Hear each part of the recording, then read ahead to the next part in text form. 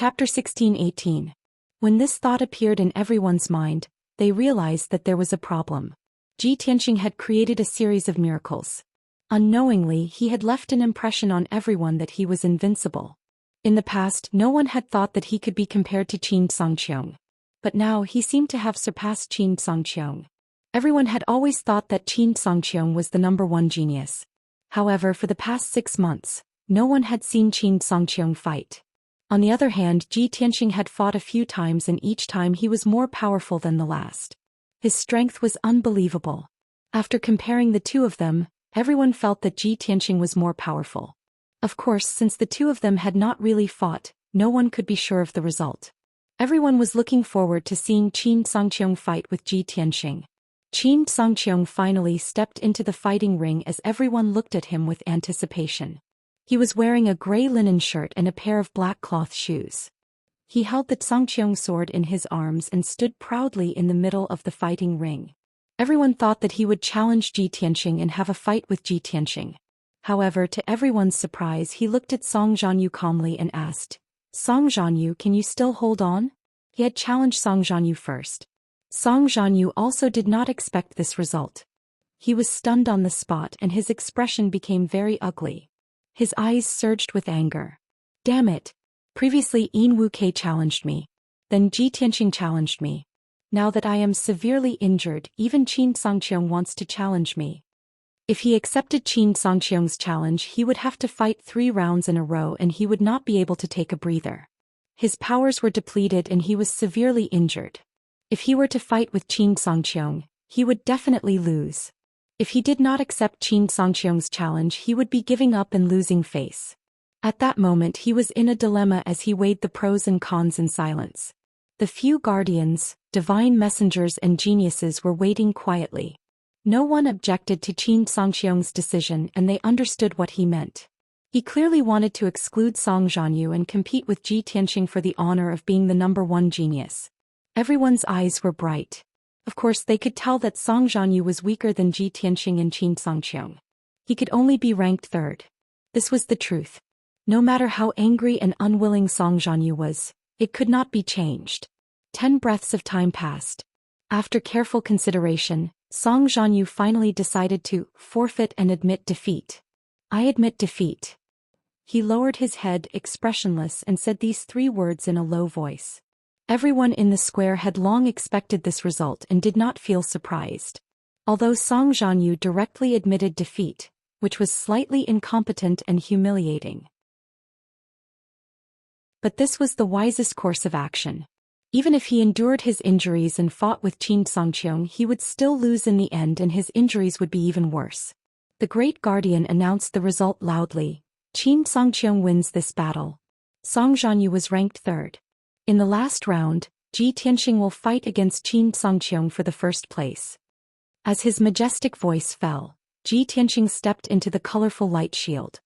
He looked calm as he walked to the middle of the arena and stopped 100 feet away from Qin Songqiong. The two of them faced each other in the arena. Vast amounts of energy were accumulating in their bodies and they were filled with a strong fighting spirit. "Ji Tianxing, I have been waiting for this day for half a year." Qin Songqiong held the Songqiong saber in his arms and looked sharply at Ji Tianxing. He said in a serious tone, "Before I met you, I looked down on the geniuses from various countries and no one was worthy of my attention.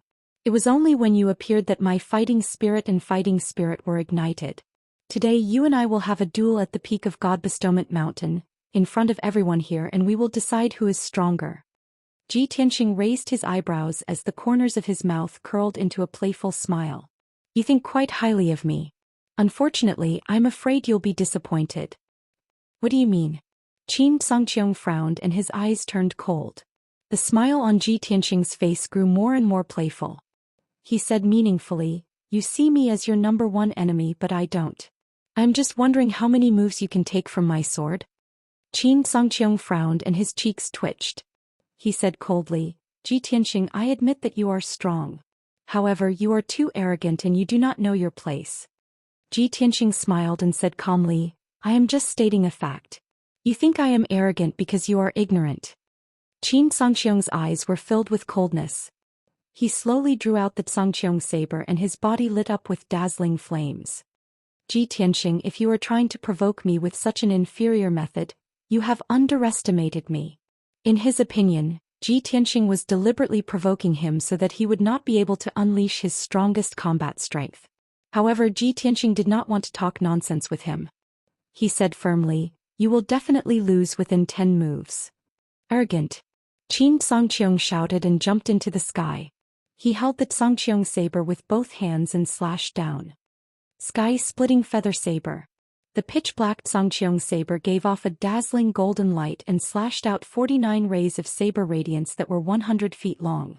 Each ray of golden saber radiance contained a powerful force that could destroy everything.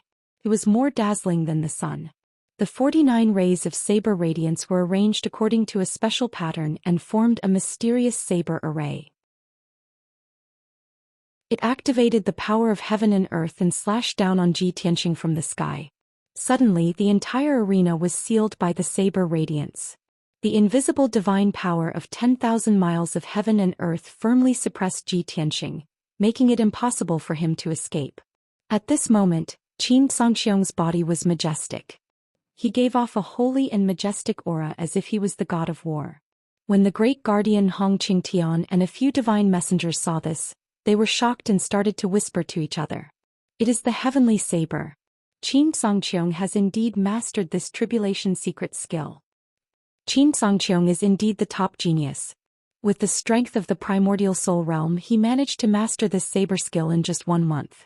This is unbelievable. I did not expect him to use the heavenly saber in his first move.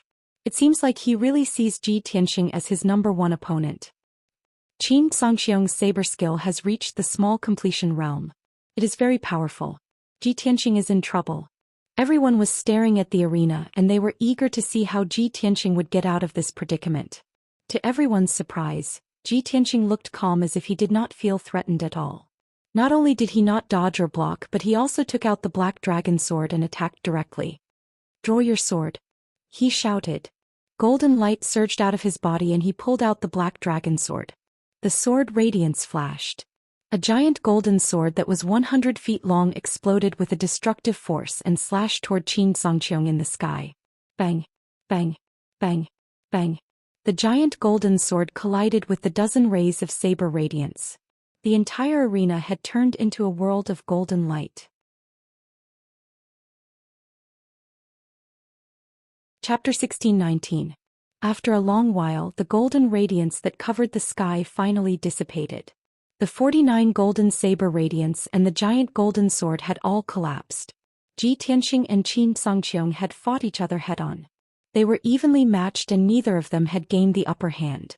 Qin Xianxiang stood in the sky and looked down at Ji Tianxing with a cold smile. "You're just SOV. I have overestimated you." Ji Tianxing glanced at him and said calmly, "It was just the first move. I only used 70% of my strength." Qin Xianxiang frowned and the veins on his forehead bulged. He looked terrible. "Humph. Even so, you will not be able to defeat me in 10 moves. I will never be defeated by you. I will be the #1 genius." He shouted angrily and swung his firmament saber for the second time with all his strength. 7 suns dazzling firmament. The firmament saber emitted a dazzling flame that covered the sky. 7 giant sabers that were hundreds of feet long appeared from the flame and slashed toward Ji Tianxing in a crisscross pattern. The 7 giant sabers were arranged in the position of the 7 stars. They contained the mysteries of the stars and attracted the power of the stars. They were more dazzling than the sun. "Kill!" Following Qin Xianxiang's furious roar, 7 giant flaming blades slashed down and shrouded Ji Tianxing's figure. Ji Tianxing was fearless. He flew up into the sky and swung his black dragon sword to counter the attack. 7 stars sword. He swung his black dragon sword and slashed out 7 giant golden swords. Each golden sword radiance was surrounded by dazzling purple thunderbolts. They were extremely powerful. Bang! Bang! Bang! Bang! Bang! The 7 sword radiance and the 7 saber radiance collided and created a deafening sound. Once again, the flame and the golden light shards filled the entire light shield and turned the arena into a chaotic area. The saber radiance and the sword radiance collapsed at the same time. Both of them were hit by the raging shockwave. Xianxia flew backward for thousands of feet and crashed into the five-colored light shield. He fell to the ground with a pale face and blood flowed out from the corner of his mouth. Tianxing retreated 1,000 feet away. Then he stopped and stood firmly in the sky. His expression was normal and his aura was still stable. It was obvious that Xianxia was at a disadvantage in the second exchange and his internal organs were injured. Tianxing's physical defense was even stronger. He blocked the power of the shockwave and remained unscathed. The protectors, god envoys and geniuses shuddered upon seeing this. Their eyes were filled with disbelief.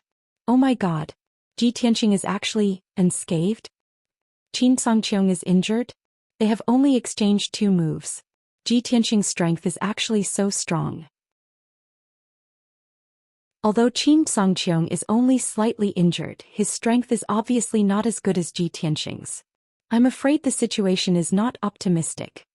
Just as the crowd was discussing this, another fierce fight broke out in the arena.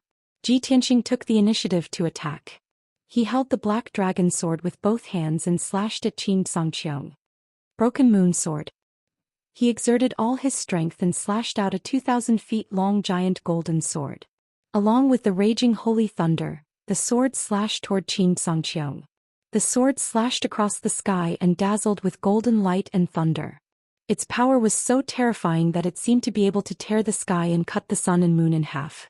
Without the protection of the 5-colored light shield, the entire Mount God bestowment would have been slashed apart by the sword.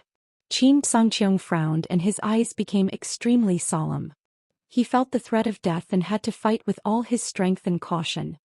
Fantasy space shattering blade. He shouted angrily. He held the Xianxia sword with both hands and slashed out a 1,000-meter-long giant golden blade toward Tianxing. This was only the 3rd exchange of blows between the two. For his dignity he could only choose to fight head-on. He could not dodge or block the attack.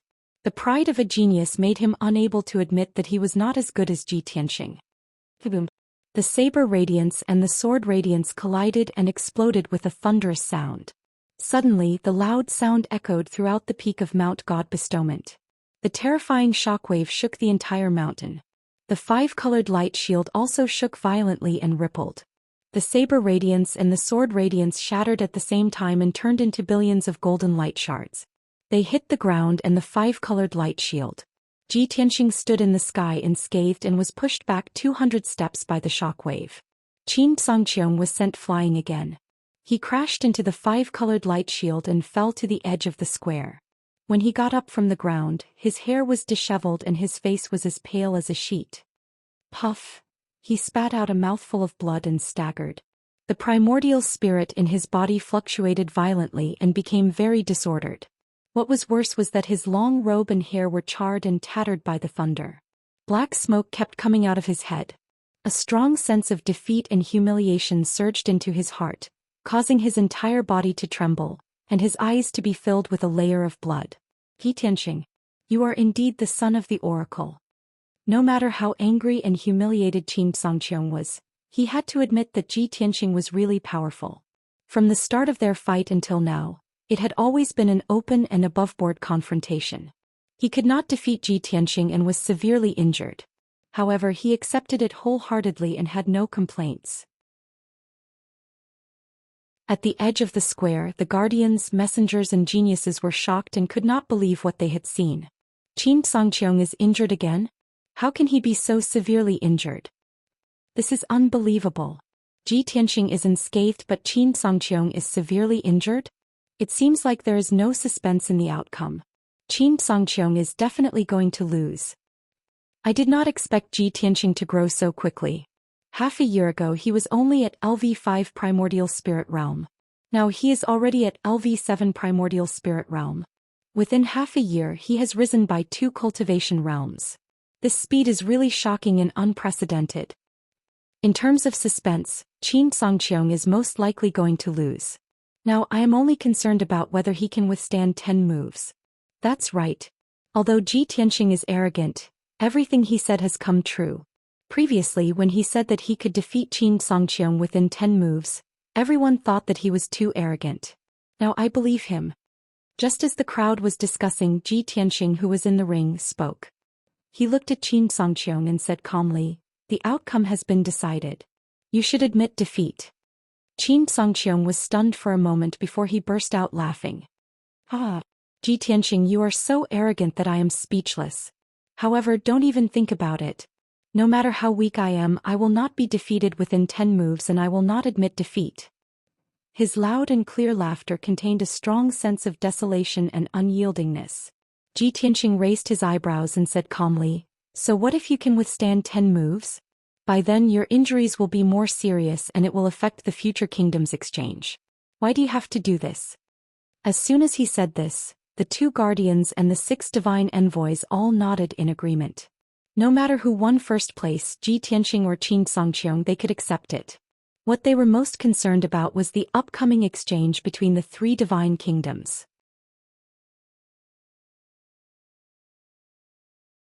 Chapter 16:20. The great guardian Hong Qingtian and the 6 divine messengers felt that there was no need to continue the fight. The situation was clear. Qin Songqiong was no match for Ji Tianxing. There was no point in continuing the fight as it would not change the outcome. Instead, it would worsen Qin Songqiong's injuries. If it affected the upcoming kingdom exchange meet, it would be a loss for the vast kingdom. Many geniuses understood this. However, how could Qin Songqiong admit defeat? He flipped his left hand and took out a wine gourd. He tilted his head back and gulped down a few mouthfuls of wine. The wine that flowed out of the 1,000 drunken gourd was light yellow in color, and it exuded a strong and violent spiritual qi. After 3 mouthfuls of wine, Qin Songqiong put away the 1,000 drunken gourd. His face was flushed and his eyes were blurred. The spiritual qi in his body surged and the wine turned into a violent spiritual power that flowed through his body. Soon after, his skin turned red and a faint golden light shone from the top of his head. His injuries were healing rapidly and his combat strength was increasing rapidly. "Ji Tianxing, do you think you've won? Impossible. Now I'll show you my real trump card." Qin Songqiong wiped the wine off the corner of his mouth with his sleeve. He formed a spiritual art with his left hand and held the firmament saber with his right hand. Swoosh, swoosh, swoosh. His body became blurry and illusory. He merged with the firmament saber and disappeared. Drunken dance of 1,000 illusions, shattering the firmament saber. Qin Songqiong's voice was heard from the golden firmament saber that covered the sky. It was powerful and domineering. In the next moment, tens of thousands of sharp golden firmament sabers formed a tight formation and fell from the sky. The entire fighting ring turned into a world of golden light. Ji Tianxing's body was instantly drowned in the golden light. Seeing this, the great guardian Hong Qingtian and the rest of the geniuses were shocked. "What saber skill is this? It looks like the firmament saber, but it doesn't look like it. I get it now. This is indeed the firmament saber secret skill." However, Qin Songqiong has added his own understanding and changed it. "Is that so? This is incredible." Qin Songqiong could master a tribulation-level mystic technique within a month. He could even add his own insights into it and improve it. He's a genius that only appears once in 100 years. To be fair, Qin Songqiong is indeed one of the top geniuses in the past 100 years. Unfortunately, his luck was not good. He actually met Ji Tianxing, this monster. Just as the crowd was discussing, Ji Tianxing, who was in the ring, began his counterattack. Heaven-splitting sword. He gripped the black dragon sword with both hands as his entire body radiated with dazzling golden light. He slashed out a massive sword over 10,000 feet in length with an invincible stance. The giant dark golden sword was surrounded by dense bolts of divine lightning, and it exploded with a power that could destroy the heavens and earth. Boom, boom, boom. Amidst the deafening noise, the giant golden sword shattered the countless saber lights as if they were dried twigs. The great array formed by tens of thousands of light blades was actually shattered by the giant sword. It collapsed into billions of pieces and scattered in the sky. Qin Songqiong, who had disappeared, was forced to reveal his original form. He was hit by the giant sword and flew out with blood gushing out of his body. Bam! He crashed into the colorful light shield at the corner of the square and fell to the ground. He rolled a few times before coming to a stop. Then, the golden light shards that covered the sky and covered the earth fell to the ground and dissipated. Xianxia's modified Heavenly Blade ultimate skill still could not hurt Ji Tianxing. Instead it was defeated by him. He was completely defeated. He lay on the ground twitching. Blood gushed out of his body like a fountain and dyed his clothes and hair. His left arm was almost chopped off. There was a long and narrow wound on his chest and abdomen. It was so deep that his bones could be seen. His primordial spirit, in particular, was severely injured and his consciousness was somewhat muddled. Ji Tianxing held the black dragon sword in his hand and stood in the sky calmly. He did not continue to attack. Xianxia, stop resisting stubbornly. It's meaningless.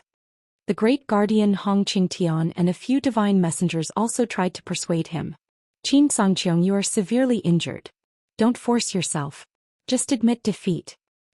No matter who gets first place, you will have to participate in the Holy Kingdom exchange meet soon and win glory for the vast Holy Kingdom.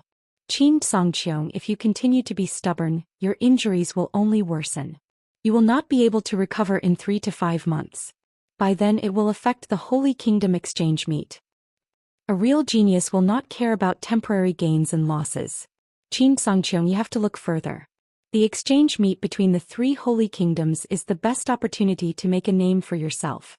Everyone tried to persuade Xianxia to stop his meaningless resistance. However, he ignored everyone's persuasion. He supported himself with the heavenly blade and staggered to his feet. He wiped the blood off his face with his sleeve and looked at Ji Tianxing with determination. He said in a hoarse and low voice, Ji Tianxing, as a martial artist we must not only be arrogant, but we must also be unyielding. Even if I am not as skilled as you and will definitely be defeated by your sword, I will survive 10 moves. Xianxia put his left hand behind his back and raised the heavenly blade with his right hand.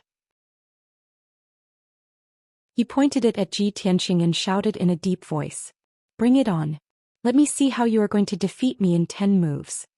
As soon as he finished speaking, his entire body lit up with a dazzling golden light. It condensed into a dark golden shield that protected him. Apparently he had made up his mind to not fight Ji Tianxing head-on. He would defend himself with all his might and survive 10 moves no matter what. Even if he knew that he would lose with dignity. Ji Tianxing took a deep look at him and said with a calm tone, "Although you're stubborn, you're not as annoying as I thought. Since you insist on fighting, I will fulfill your wish." As he spoke, he held the black dragon sword in his right hand and performed a unique sword skill with all his might. The 5th move, Black Dragon Shines. He activated a vast amount of spiritual power and poured it into the black dragon sword. He then slashed at Xianxia. At that moment, the black dragon sword flew out of his hand and turned into a huge black sword that was thousands of feet long. It fell from the sky and slashed at Xianxia.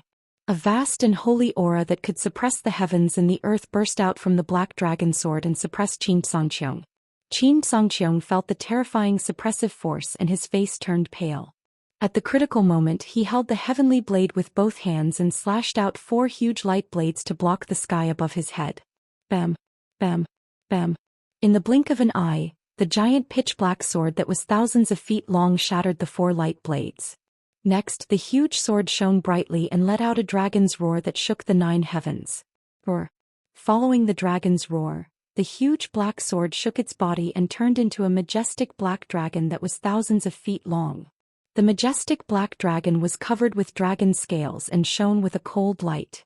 It stared at Xianxia and stretched out 2 huge dragon claws to attack him from the sky. Kaboom!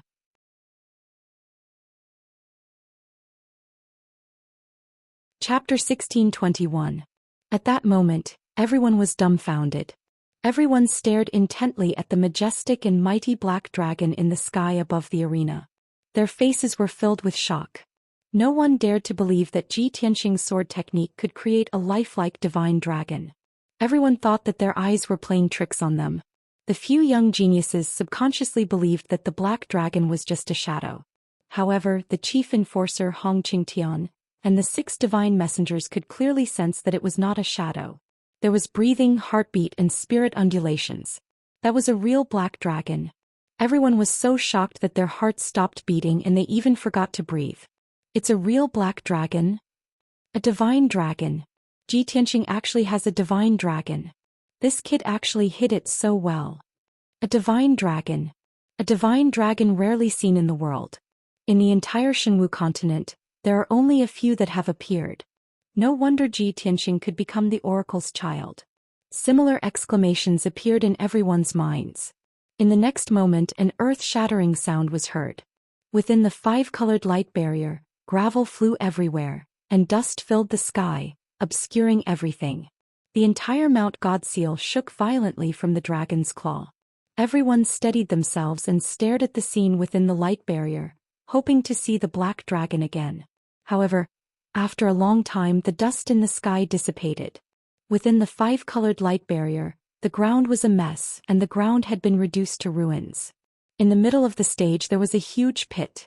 Xianxia was covered in blood, and his hair was disheveled as he lay in the pit, unconscious. Above the pit, Ji Tianxing stood in the sky with an indifferent expression, his hands empty. The majestic and mighty black dragon had already disappeared. Even the black dragon sword that he had just used was gone. The two enforcers and the 6 divine messengers were puzzled. The few young geniuses also stared at Ji Tianxing doubtfully and started whispering to each other. Strange. Where did the black dragon go? What's going on? Why did the black dragon disappear? Like I said, it's impossible for there to be a black dragon. That was just a shadow. Divine dragons are the most precious divine beasts in the world, and there are only a few of them in the entire Shenwu continent. Moreover, the few known divine dragons are reared by the 3 divine masters. How could they appear so easily? Ji Tianxing's monstrous talent is already terrifying enough. If he really has a divine dragon, then wouldn't he be heaven-defying? Just as everyone was discussing this matter, Ji Tianxing turned to look at the chief enforcer. Chief enforcer, the battle is over. Please announce the result. Chief protector immediately came back to his senses and hurriedly announced in a loud voice, the final battle, Ji Tianxing wins. As his dignified voice sounded, everyone came back to their senses one after another. The few gods' envoys and Wu Kei all revealed gratified smiles and applauded. On the other hand, Jiang Ningxue, Song Zhanyu, and the others wore unpleasant looks with complicated feelings. This was a result that no one had expected. Ji Tianxing turned to leave the arena and returned to Hong Qingtian's side. 2 golden armored guards went up the arena and flew into the deep pit. They carried the unconscious Xianxia out. The chief enforcer removed the defensive array and cast a few rays of dazzling light that enveloped the entire arena. In a short while the ruined arena was repaired. The cracks on the ground were all healed, the deep pit was filled and the ground was flat again. The chief enforcer stood in the middle of the square and announced in a dignified voice, "Everyone, this year's Divine Disciple Assessment has come to a successful end. The 41 disciples who were eliminated will have 2 days of rest. After 2 days they will be sent to the Glacier Divine Mine. In addition, the 10 disciples who advanced successfully became honorary divine disciples. Ji Tianxing ranked first. Xianxia ranked second. Song Zhanyu ranked third. Inwuk ranked fourth. Jiang Ningxue ranked fifth." The chief enforcer announced the names of the 10 geniuses. Those whose names were called felt a little emotional, and their eyes were filled with gratification. After all, their wish to come to God-Sealing Mountain had finally come true. They had finally changed their fates and become honorable divine disciples. From now on, they would be able to cultivate on Mount God Bestowment, study profound martial arts techniques, and comprehend the Divine Master's inheritance. This was the dream of all the martial artists in the world. The chief enforcer continued, "Firstly, I would like to congratulate these 10 disciples for becoming divine disciples. Secondly, I would like to announce a very important matter. In 2 months, the top 5 divine disciples will represent the vast divine kingdom to participate in the 3 great divine kingdoms exchange. At that time, the top 15 geniuses of the 3 divine kingdoms will gather and exchange martial arts. I hope that the top 5 divine disciples will be able to get a good ranking in the exchange and bring honor to the vast divine kingdom." Hearing his words, Song Zhanyu, Inwuk, Jiang Ningxue and the rest were filled with anticipation. They felt an invisible pressure as if they were carrying a sacred and difficult task. After all, they were going to represent the vast divine kingdom to compete with the geniuses of the other divine kingdoms. At that time, the exchange of the 3 great divine kingdoms would be even more exciting. The other 5 divine disciples were filled with envy and jealousy as they sized up Ji Tianxing and the rest. At this time, the chief enforcer looked at Ji Tianxing and the rest and said, "You have successfully become the top 5 and will be participating in the exchange of the Divine Kingdom's exchange. I will take out 500 million spiritual stones worth of cultivation resources from the treasury to reward you as a sign of recognition. Later on, I will send a few divine messengers to deliver the cultivation resources to you. Now you have 2 months to prepare. Take this opportunity to recuperate and continue to improve your strength." After saying that, the chief enforcer left the square in front of the palace with the 6 divine messengers. Hong Qingtian gave Ji Tianxing a few words of advice, then turned around and left. "Tianxing, if you have time tomorrow, come to the west courtyard. I have something to discuss with you." After a while, there were only a few divine disciples left in the square. Other than the severely injured Qin Songqiong and Qian Feiyang, who were carried away by the golden armor guards, the rest of them had not left. Everyone gathered around Ji Tianxing and congratulated him with smiles on their faces. "Ji Tianxing, congratulations on becoming the champion. Child Ji, you are indeed the son of God. Today's battle was truly an eye-opener. Especially the battle between you and Qin Songqiong. It was so exciting and dazzling. Child Ji, if we encounter any bottlenecks or difficulties in our cultivation in the future, you must guide us." A few god disciples who were ranked at the bottom were trying to please Ji Tianxing, showing their admiration and intimacy towards him. After all, they were all divine disciples who would be cultivating in Mount God for decades. Ji Tianxing was the number 1 genius and the son of God. He was definitely the most valued genius.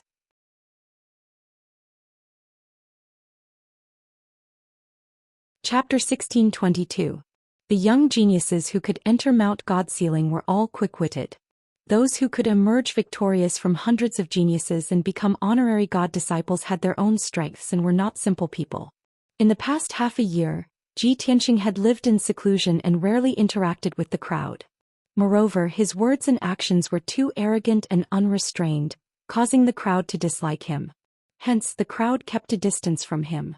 Other than Yin Wuke, no one was close to him. However, it was different now.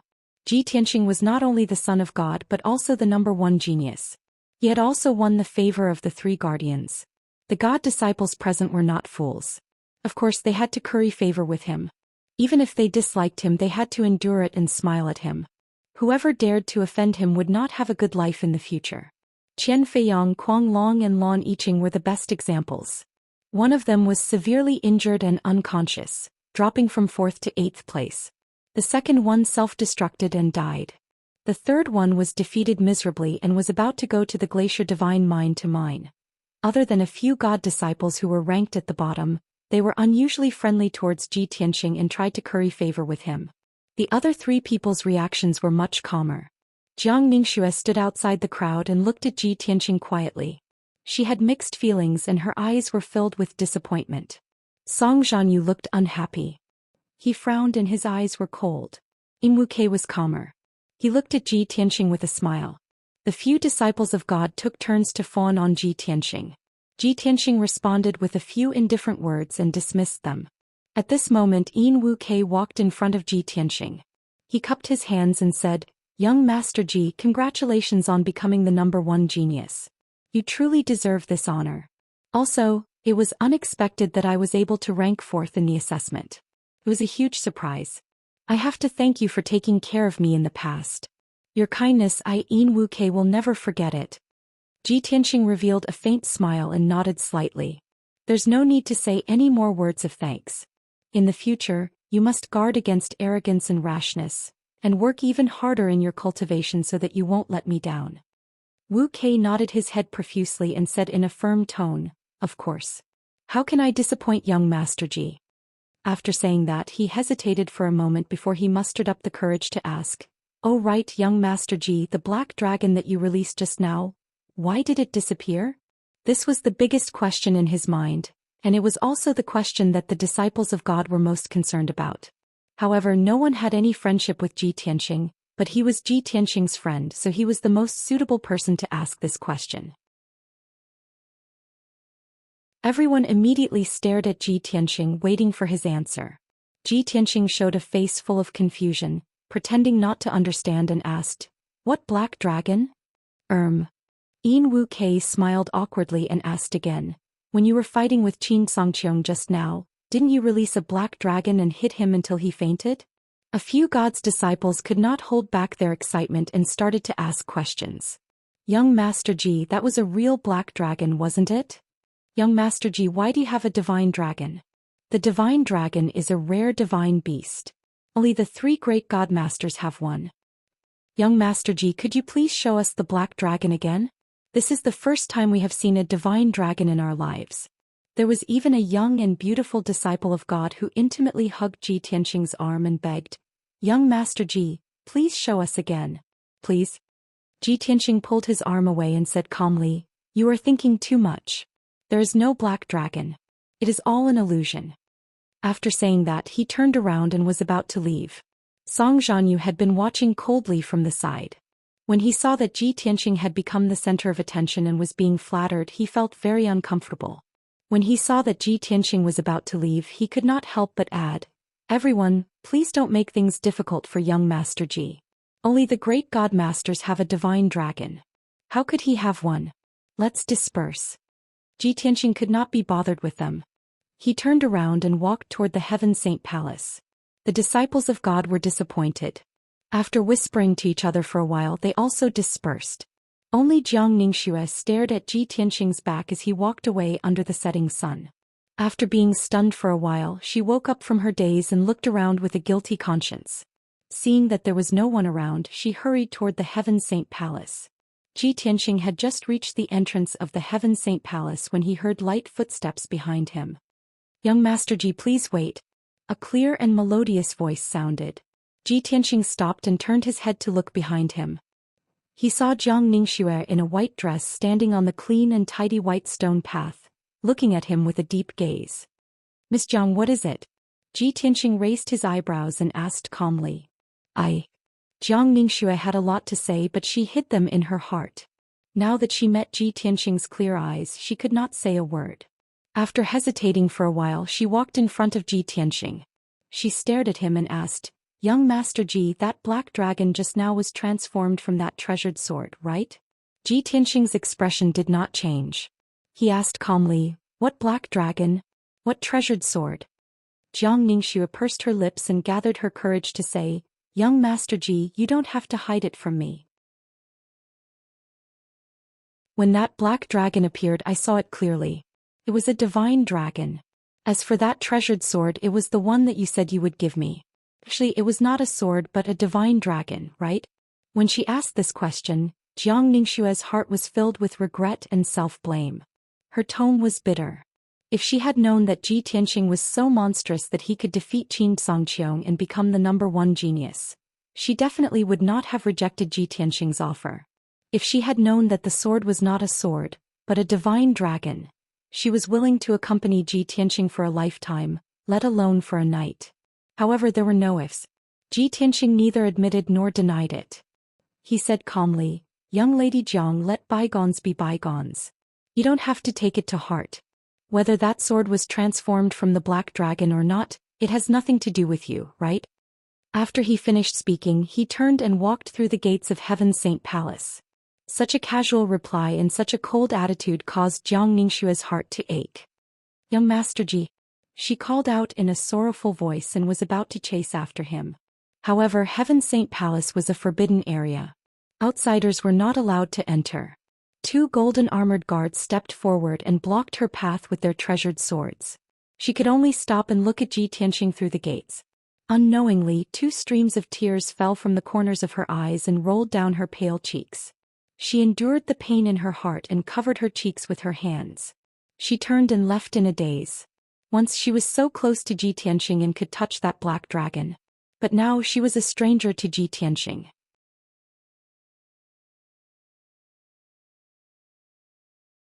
Chapter 1623.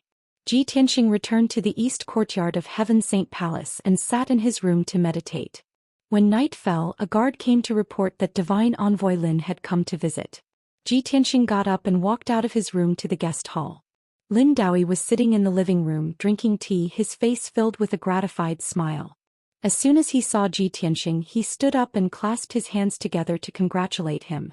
Tianxing, Congratulations on winning first place and becoming the top god's disciple this year. Ji Tianxing nodded and returned the greeting. Thank you, Divine Envoy Lin. Lin Daoist did not waste any time and went straight to the point. I know that your time is precious, so let's cut to the chase. I'm here on the orders of the Great Guardian to give you your reward.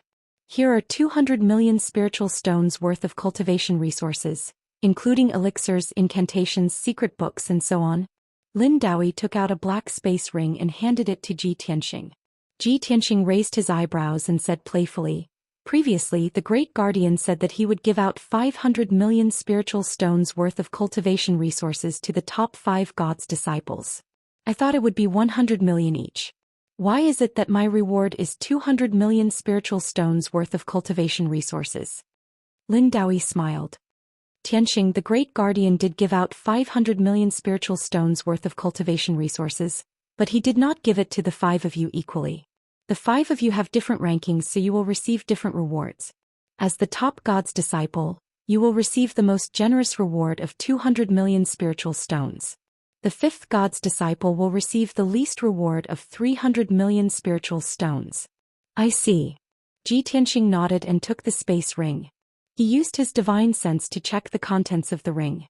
There were mountains of cultivation resources in the space ring, and they were divided into 3 areas. In the first area, there were more than 100 exquisite white jade bottles. There were all kinds of elixirs and medicines that could be used to treat injuries, to assist in cultivation and to increase one's power. In the second area, there were more than a dozen cultivation technique manuals, array diagrams, pill manuals and so on.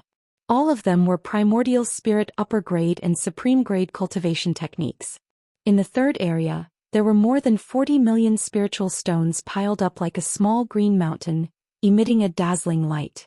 With so many cultivation resources, it was enough for Ji Tianxing to cultivate in seclusion for 2 years. In addition to the universal treasure box that Hongqing Tian had given him, he would not have to worry about cultivation resources for the next few years.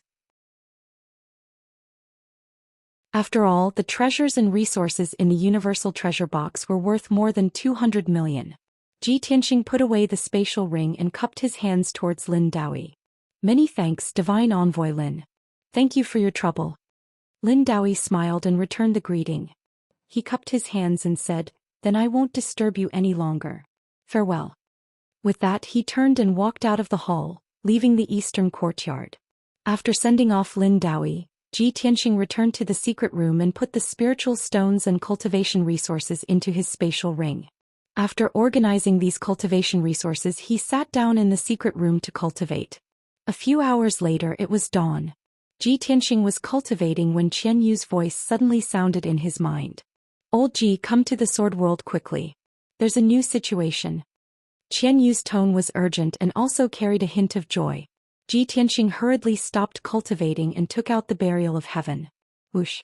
With a flash of light he entered the sword world and appeared in the sky above Anchui City. He stood in the sky and looked down at Anchui City. He saw that Anchui City, which was originally a few dozen miles wide, had now expanded to 100 miles wide.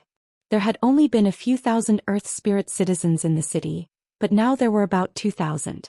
The city was even more majestic and the buildings in the city were even more dignified. In a mountain range 100 miles away from the city, there was a towering ancient tree that was more than 10,000 feet tall. Billions of lush branches and leaves covered a radius of a few dozen miles, emitting green with spiritual qi that soared to the sky.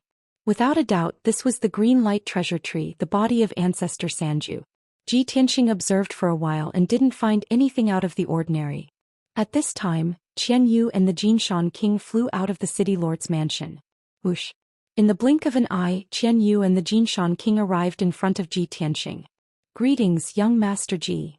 The Jinshan king bowed and greeted. Ji Tianxing slightly nodded and asked, Qian Yu, what happened? Qian Yu pointed to the northeast sky and said, Old Ji, there's a change in that mysterious forbidden area. Ji Tianxing immediately frowned and thought, Kenshin's Yang tomb? Did something happen? Thinking of this, he ordered Qian Yu, take me there. Thus Qian Yu carried him and the Jinshan king and flew through the sky at lightning speed, rushing towards the northeast.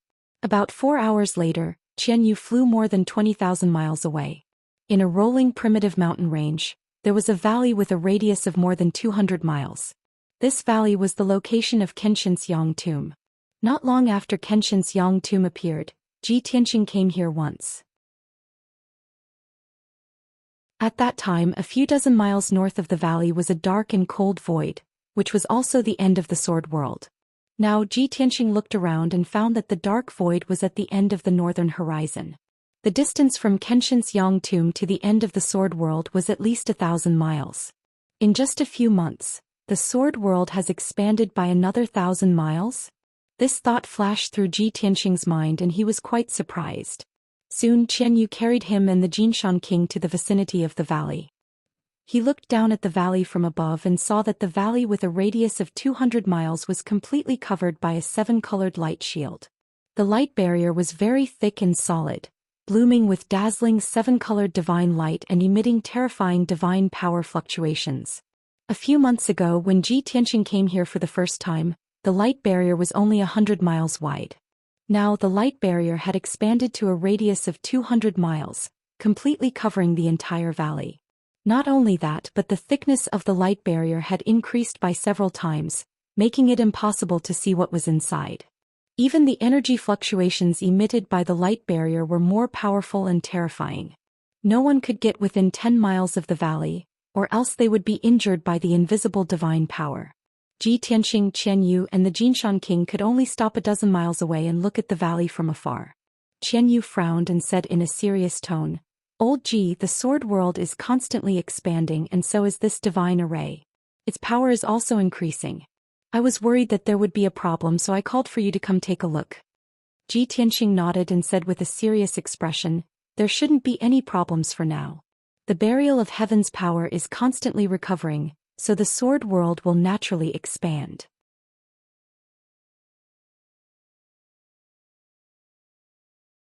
Chapter 1624. Ji Tianqing circled the Yang tomb a few times and carefully observed it for a long time. Just as he said, as the sword world expanded, the divine formation protecting the Yang tomb was also recovering its power. The formation's power was gradually recovering and the energy fluctuations were also stabilizing. Perhaps the Yang tomb within the formation had also undergone some changes. Unfortunately, the 7-colored light barrier was solid and couldn't be seen through by the naked eye. Ji Tianqing tried to use his consciousness to probe, but he couldn't even get close to the formation, let alone see the situation inside the tomb. He was a bit worried and thought to himself, "The defensive formation is getting stronger and stronger. It will definitely recover its power in the future. With my strength and methods, it's almost impossible to break the formation and enter Xianxia's tomb. It seems that the only way to enter Xianxia's tomb is the burial of heaven's method. I need to gather enough materials as soon as possible and help it repair the sword so that it can help me open the formation." An hour later, Ji Tianqing left with Qianyu and the Jinshan king after seeing that there was nothing wrong with the defensive formation. On the way back he saw that Qianyu and the Jinshan king were worried and comforted them. "Don't worry, there won't be any problems with the formation. The sword world is constantly expanding and the world's spiritual energy and all kinds of cultivation resources are becoming more and more abundant. You can't slack off, you must work harder to cultivate and increase your strength." The Jinshan king nodded in agreement. Qianyu curled his lips and said gloomily, "Old Ji, the changes in the sword world have greatly benefited them. The Jinshan king buried several mineral veins in the mountains outside the city and has been cultivating in them, increasing his strength very quickly. The little black dragon occupied a spirit spring and cultivates in it all day long. Even old ancestor Sanju occupied a spirit vein and transformed into a towering ancient tree to absorb the world's spiritual energy. I'm the only one who hasn't found a suitable place to cultivate." Qianyu's tone was full of grievances and was a bit unhappy. Ji Tianqing and the Jinshan king both laughed. Qianyu was even more depressed and said unhappily, "Humph. You're still laughing, don't have any sympathy. I don't care, old Ji, you have to help me find a good place to cultivate." Ji Tianqing chuckled and said, "The sword world is so big, where am I going to find a cultivation treasure for you? Go look for it yourself. Walk around the sword world a few more times and you might be able to find the treasure land that you want. If you really can't find it, go to the vicinity of that valley. There's a divine grade great formation there, and the heaven and earth spirit chi in the vicinity is exceptionally dense." It's not inferior to the spirit vein treasure lands. Qianyu thought for a moment and felt that it was reasonable, so he nodded and agreed. Ji Tianxing left the sword world and returned to the secret room. At this time the sky was already bright. He stood up and walked out of the secret chamber, heading towards the western courtyard of Heaven's Saint Palace. Yesterday, after the end of the God-Disciple assessment, Hong Qingtian told him that he had something to discuss with him when he had time. 15 minutes later, Ji Tianxing entered the western courtyard. Under the lead of the guard, he arrived at the courtyard where Hong Qingtian lived. At this time Hong Qingtian was sitting on the roof of the palace as usual, meditating. He wore a pure white long robe and his face was peaceful and peaceful. Every breath he took caused the clouds to fill the sky and the morning sun to rise. The golden morning sun shone on his body, making him look like a celestial being. His temperament was ethereal, divine and dignified. Ji Tianxing waited in the courtyard for half an hour before Hong Qingtian finished his cultivation. He flew down from the roof and landed in the courtyard. Tianxing, it's rare for you to be so considerate, coming to find me so early in the morning. Hong Qingtian greeted Ji Tianxing and laughed heartily. The two of them sat at the stone table under the tree, drinking tea as they talked about serious matters. Elder Hong, yesterday you said that you had something to discuss with me. What is it? Hong Qingtian smiled as he stroked his beard and said, in the past few months, I've sent people to gather Xianbing and Earth Core Fire crystals. Now I've finally gathered them. I came here today to ask when you have time to help me set it up. Ji Tianxing smiled and said, since the materials are gathered, it'll be easy. I have time today and I'll be able to set it up quickly. That's great, then let's begin. Hong Qingtian was quite happy, and he quickly pulled him into the secret room for cultivation. After entering the secret room, Hong Qingtian opened his space ring, took out 2 treasure boxes and handed them to Ji Tianxing. Ji Tianxing took the treasure boxes, opened them, and saw that they contained Earth Core Fire crystals and outer Xianbing. One of them was lit with a dark red flame, and it emitted a vast and mighty fire spiritual qi. The other one was light white and it emitted a bone-chilling cold.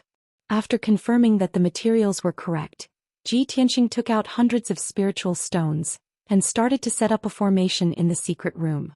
He arranged the hundreds of spiritual stones according to a special position, and embedded them on the floor of the secret room, forming a special pattern.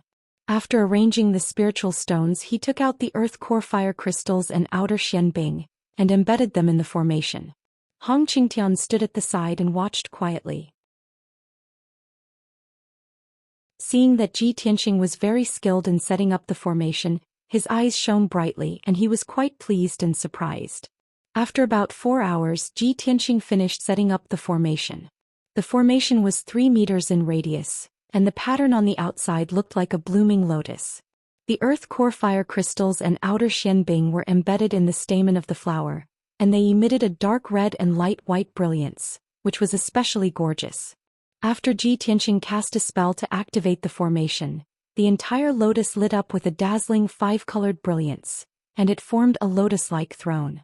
Elder Hong, from now on you'll cultivate in this formation. Persevere for 2 years and your injuries will be completely healed and you'll quickly recover your strength. When Hong Qingtian heard that, his face was full of anticipation and he asked excitedly, Tianxing, what kind of formation are you setting up? Why have I never seen such a formation before?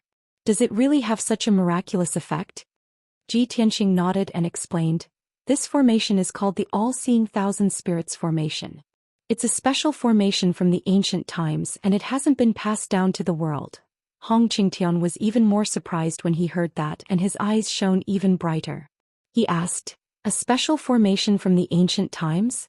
You're so young, so how did you learn such a profound and exquisite formation? Could it be, your clan or sect is a great clan that has been passed down since the ancient times? Ji Tianxing hurriedly waved his hand and said with a smile, Elder Hong, you're thinking too much. How can it be so mysterious? I just accidentally learned the inheritance of an ancient powerhouse, and that's how I mastered this formation. Hong Qing'an was suddenly enlightened and he exclaimed, so that's how it is. No wonder your talent is so monstrous and you know so many mysterious techniques and secret techniques. No wonder. Before this, he had always been curious about Ji Tianxing's background. The Great Guardian had also discussed this with him, but he had no clue.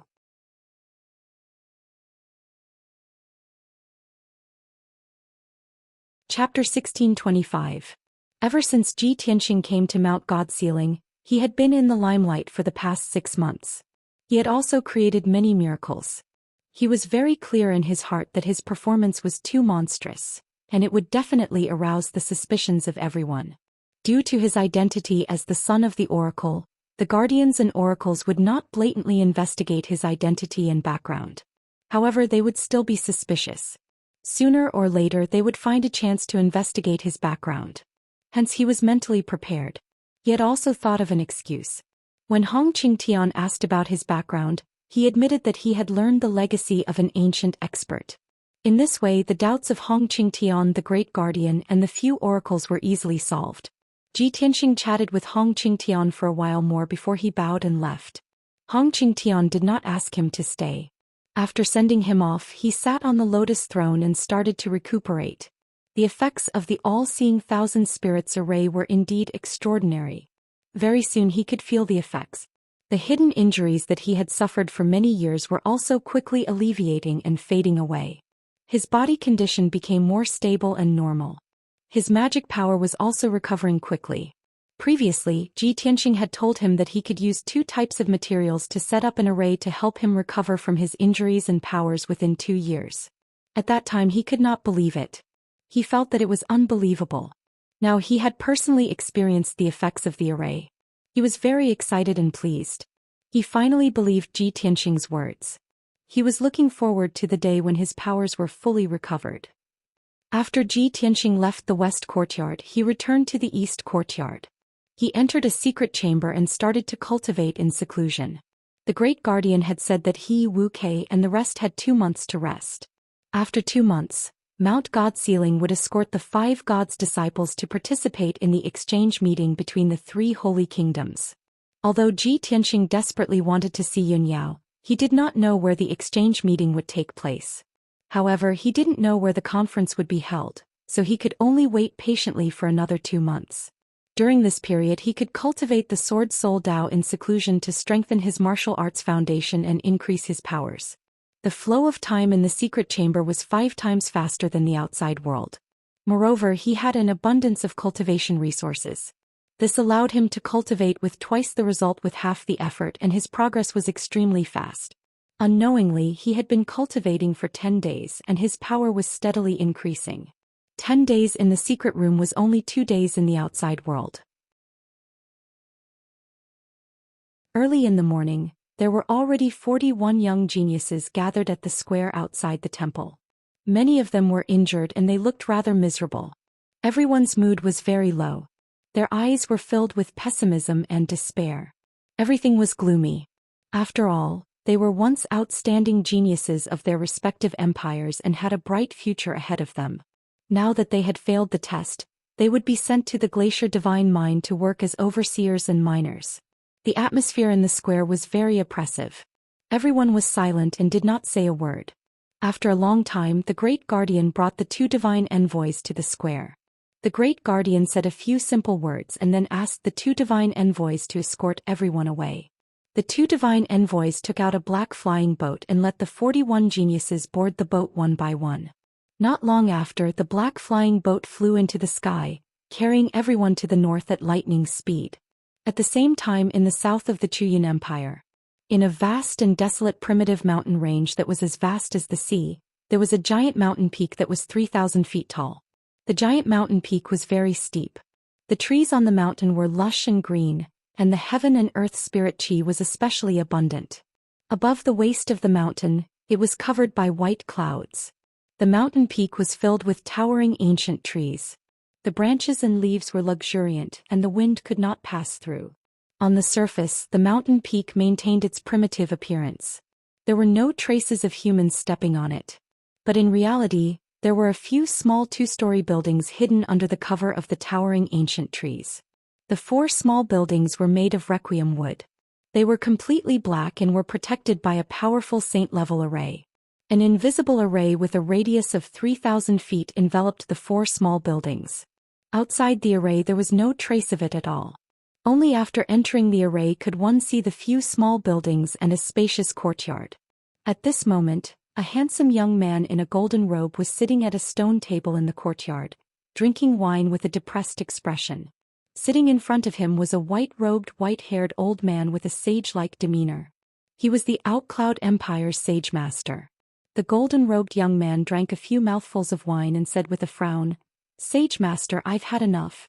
How long do we have to stay in this damned place?" The Sage Master had a calm expression and said calmly, "Your Highness, please calm down. Just bear with it for a while longer. The Sage Master will be able to find a result soon." The golden-robed crown prince snorted and said irritably, "We gave up on the flourishing imperial city and actually hid in this godforsaken place. I really don't know what father is thinking. There is not a single person to be seen within a radius of several 100,000 miles. It has been more than 3 months. Sage Master, you say it's soon every time. But how long do we have to wait? I wonder if those few beloved concubines of mine are still alive right now? The imperial palace has been attacked by experts from various countries. I wonder if the imperial guards and garrison troops have been able to defend it?" Hearing the crown prince raise these questions, the Sage Master picked up his teacup without a change in expression. He lowered his head and drank silently, not replying. There were some things that anyone with a bit of intelligence would be able to guess. Unfortunately, the crown prince was not smart and farsighted, so the Sage Master could only hide it from him. If he told the crown prince the truth, it would be even more difficult for him to bear with his current life. Thinking of this, the Sage Master forced out a smile and persuaded, "Your Highness, the Sage Master's grand scheme and plan is not something you and I can guess. You only have to wait patiently for the day the Sage Master returns to the imperial city and unifies the 6 countries. At that time, the Sage Master will be the #1 person below the Divine Master, and you will be the new Sage Master. You will definitely shine brightly in the world and dominate the 4 seas." The crown prince finally heard something that was pleasing to the ear. His heart was filled with anticipation as he said with a flushed face, "The Sage Master is right. Although I can't help father, I will fully support father's plan. Just bear with it a little longer. There will be a result soon." As he spoke, the crown prince stood up shakily and staggered away. He returned to the house in a drunken stupor and fell asleep on the bed. Seeing this scene, the Sage Master couldn't help but secretly shake his head. His heart was filled with sorrow. The Sage Master is so wise and domineering. How could he give birth to such a frivolous son? It is said that a loving mother leads to a useless son. If the Sage Master didn't always spoil the crown prince, he wouldn't have become like this. Just as he was secretly muttering in his heart, a muffled bang suddenly sounded from the wooden house to the left of the courtyard. The Sage Master subconsciously turned his head and saw a golden palm fly out from the wooden house, destroying a window and half a wall. What's going on? What is the Sage Master doing?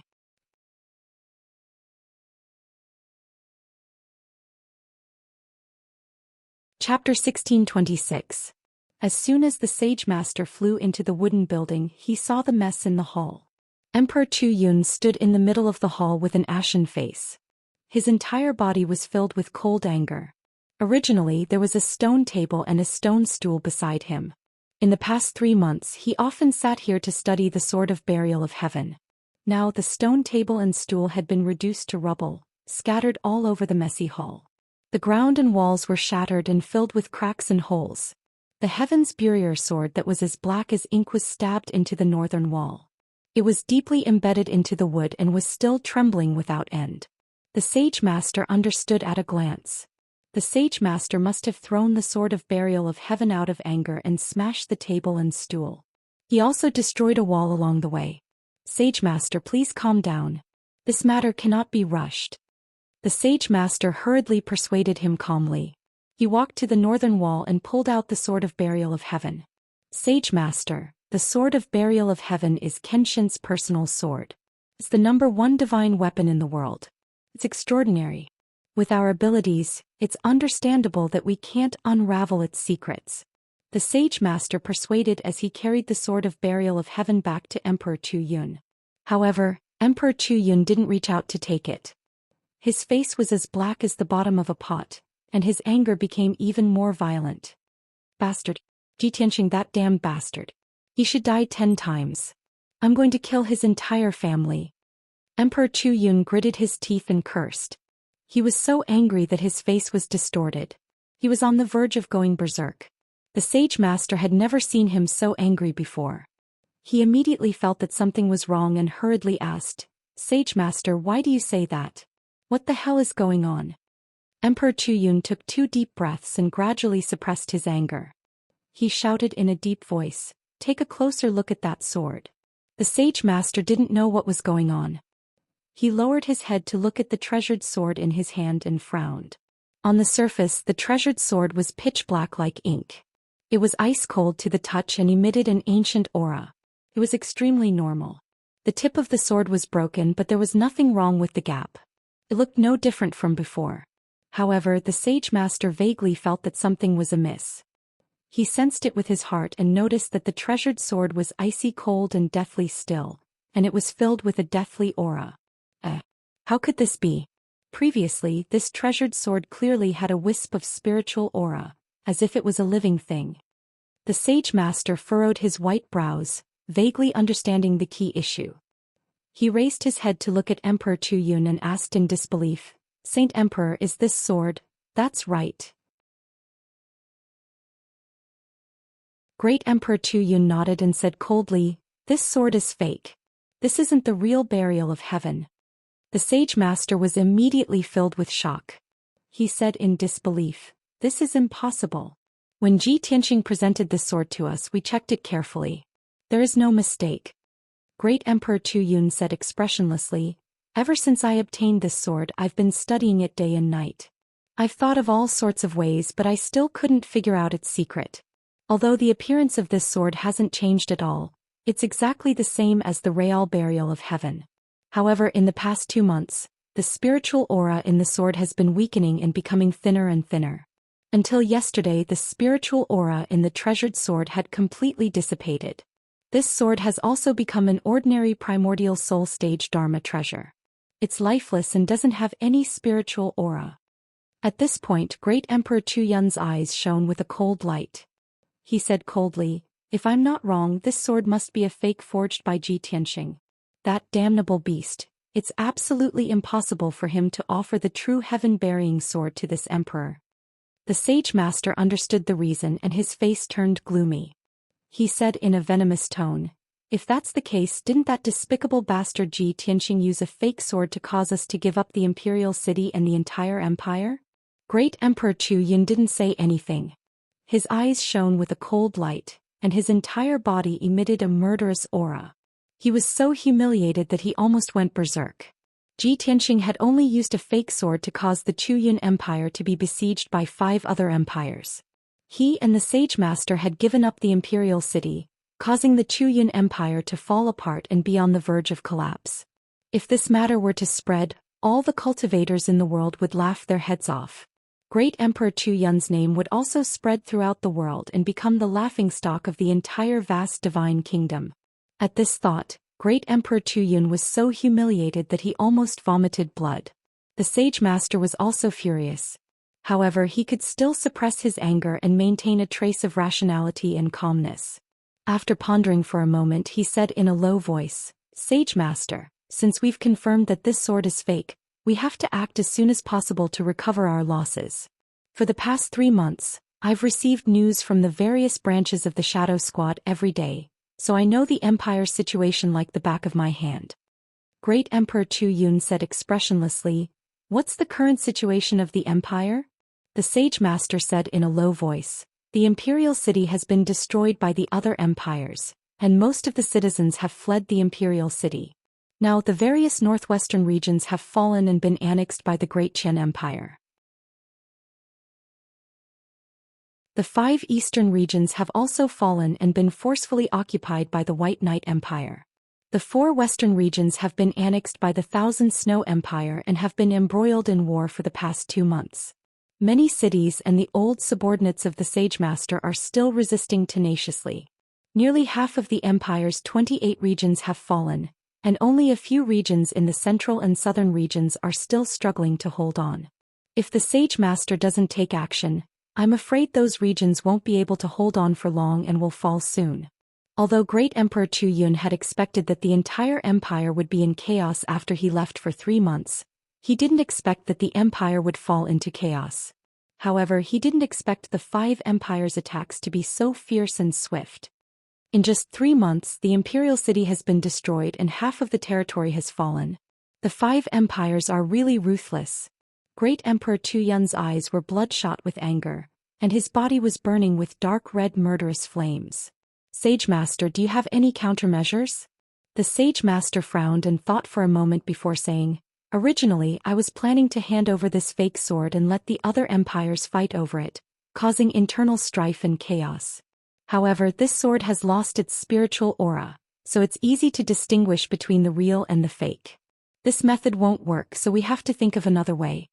Great Emperor Chu Yun said coldly, so you don't have a good plan for the time being? The Sage Master nodded silently and said, please give me a few more days, Sage Master. I'll contact the Ennying Hall and my old subordinates and think of another way. Great Emperor Chu Yun nodded slightly and said with murderous intent, we'll think of a long-term plan to recover the lost territory. However, I must first kill Ji Tianxing and obtain the real sword of the burial of heaven. Immediately send an order to the Ennying Hall and have them send their elites to ambush Ji Tianxing near Mount God Bestowment and wait for an opportunity. It would be better if they could capture him alive.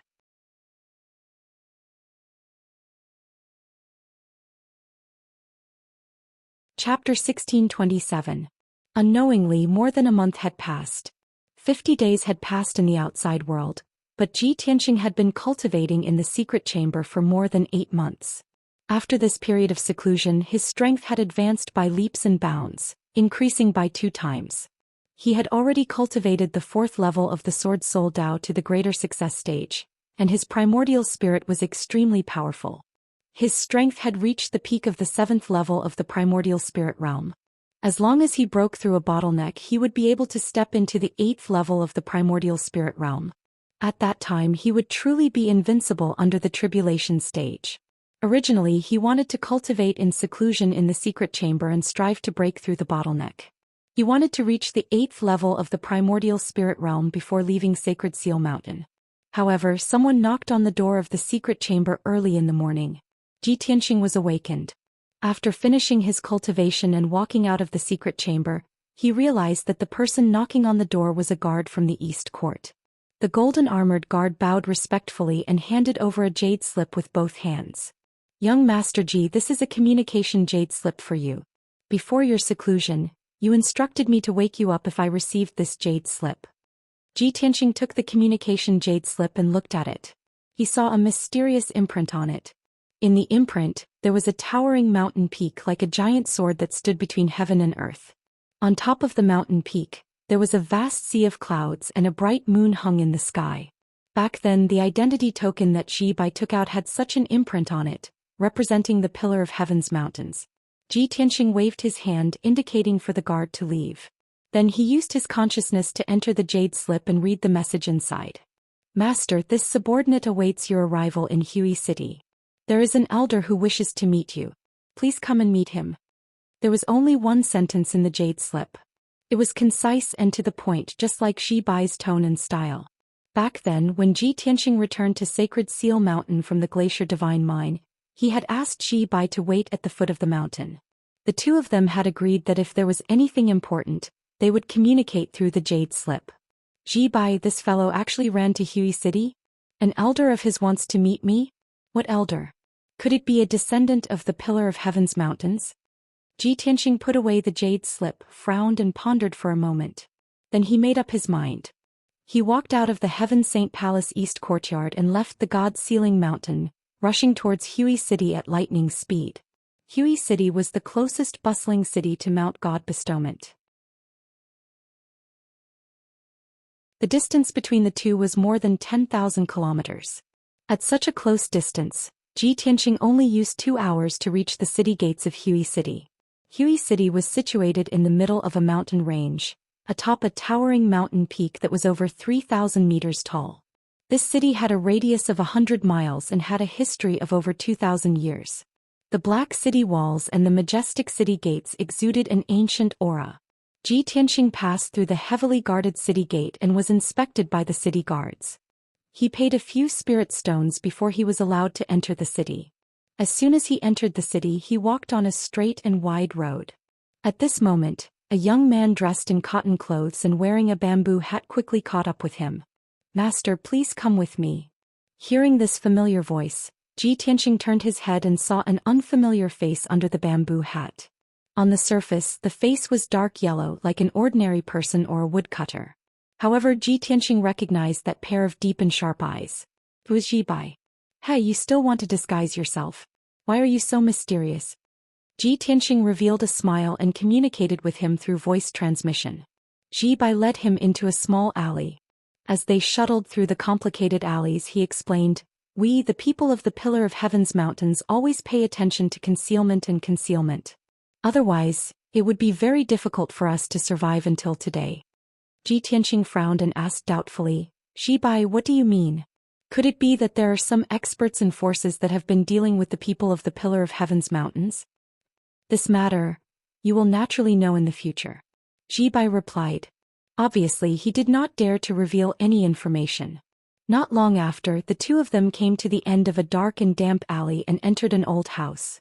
The house was not big. The courtyard and the layout of the house were ordinary and did not attract any attention. It was probably because the house had been empty for too many years that weeds grew in the courtyard. After years of disrepair, the roof tiles were broken and some places even leaked water. Ji Bai brought Ji Tianxing into a simple and unadorned study. The door was half closed. A thin white-haired old man wearing a black robe was standing in front of the window, quietly looking at the flower bed outside. The old man's back was facing the door of the study. Only his thin back and long white hair could be seen. Ji Bai entered the study and stood still. He respectfully bowed and said, "Fourth Elder, I have brought the guest." The black-robed old man had probably been waiting for a long time. When he heard this, he immediately turned around and looked at Ji Tianxing with a burning gaze. He did not open his mouth to speak. His pair of bright eyes stared at Ji Tianxing. He actually lost his mind and stood there blankly. However, his face was covered by a black iron mask. His expression could not be seen. Ji Tianxing was also silent. He quietly looked at him. After a long time, the black-robed old man came back to his senses. He emotionally sighed and said, "Similar. Really too similar. If not for this old man's mental preparation, I'm afraid that this old man would have personally come." His voice was trembling. His eyes were complicated. There was a bit of nostalgia, reminiscence and sadness. Seeing his reaction, Ji Tianxing could vaguely guess the reason. Soon after, the black-robed old man calmed his emotions.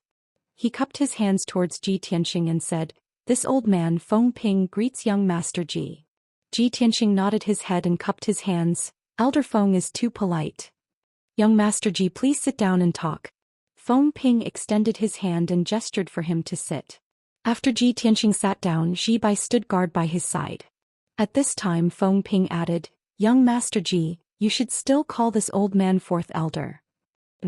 Ji Tianxing nodded and said, "Fourth Elder, everyone here is on the same side. Can you take off your mask and show your true face?" Feng Ping was startled. He hurriedly took off the mask on his face and laughed self-mockingly. This old man lost his composure for a moment. "I've made a fool of myself in front of young Master Ji."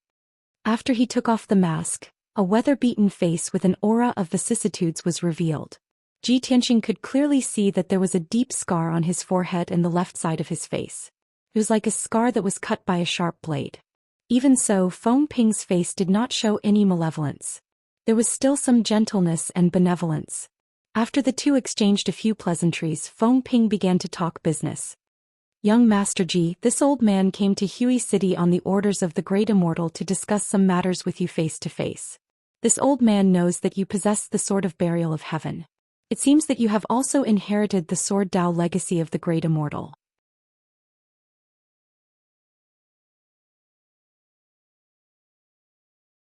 Chapter 1628. Ji Tianxing did not expect Francis to be so direct. The two of them had never met before, and Francis wanted to see the Sword of Burial of Heaven the moment they met. This request was obviously a little abrupt. Ji Tianxing frowned and said calmly, "Fourth Elder, I understand what you mean. You want to confirm whether I have the real Sword of Burial of Heaven. However, the Sword of Burial of Heaven is Kenshin's sword and has been missing for thousands of years. Forgive me for being blunt, but even if I take out the Sword of Burial of Heaven and show it to you, how can you tell whether it is real or fake? What's the difference between seeing it and not seeing it? Francis's request was rejected, but he was not angry and still maintained a pleasant attitude. He revealed a smile and explained sincerely, "Young Master Ji, the great deity naturally has his reasons for sending me here. More than 1,000 years ago, the Grand Master sat at the Pillar of Heaven's mountains and challenged all the martial saints in the world. At that time, there were not many people who followed the Grand Master, only the great deity and a few martial uncles. Fortunately, I was also on the Pillar of Heaven's mountains back then. Although I was only a Daoist child then, helping the great deity to look after the great deity's furnace fire. However, I have seen the Grand Master many times and have seen the Sword of Burial of Heaven with my own eyes many times." Hearing Francis's words, Ji Tianxing raised his eyebrows and asked with interest, "May I ask how old you are, fourth elder?"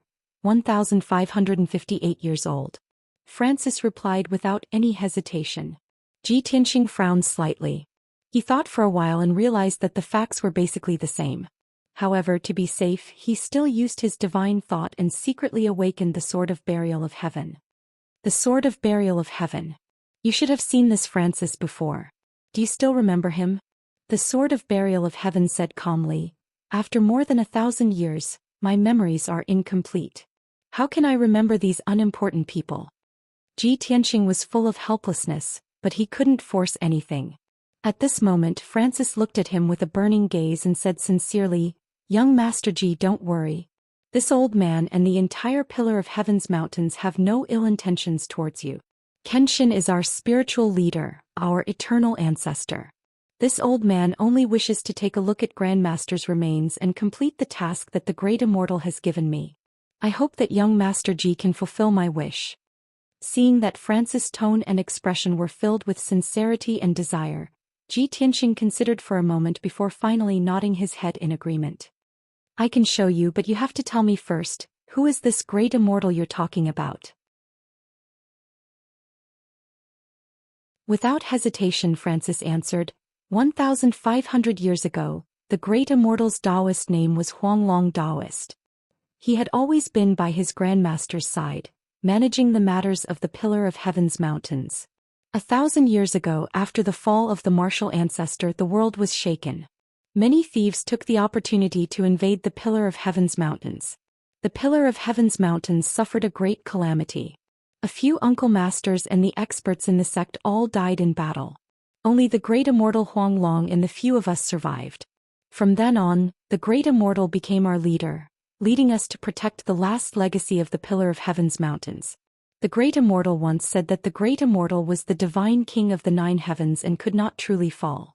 There will be a day when the great Immortal returns and reappears in the world. Ji Tianxing listened attentively, and some images involuntarily appeared in his mind.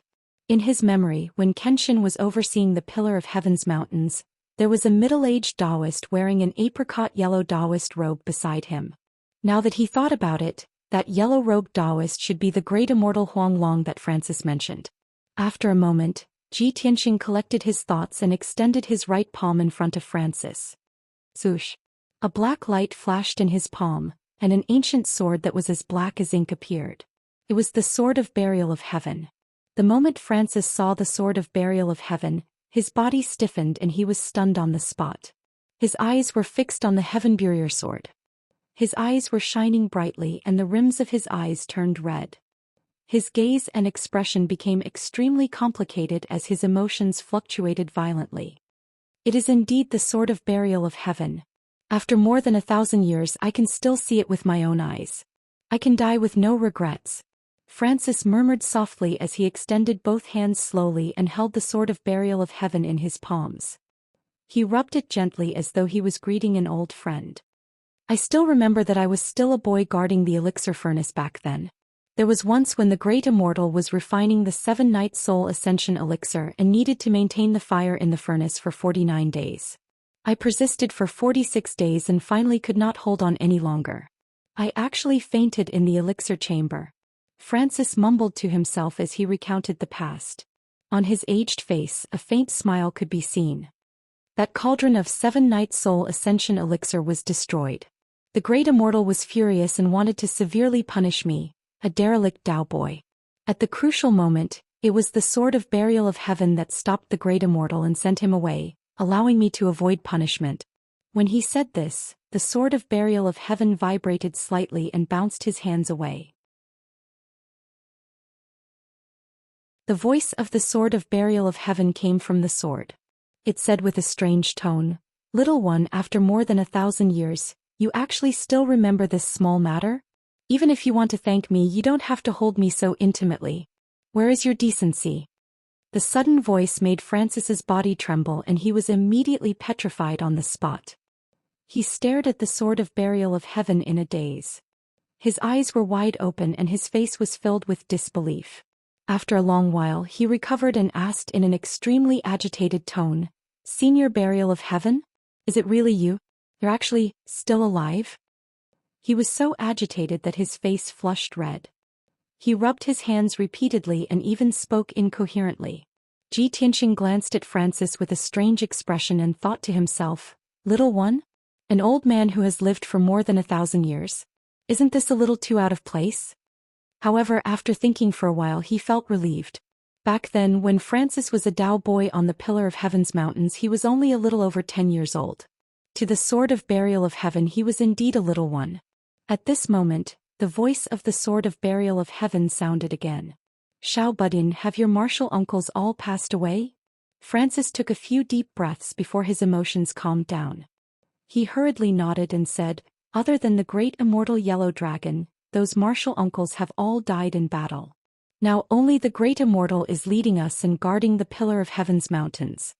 The Sword of Burial of Heaven was silent for a moment and said in a low and vigorous tone, "It's all right. One day the Pillar of Heaven's mountains will regain its glory. Those who had once invaded the Pillar of Heaven's mountains will pay the price in blood."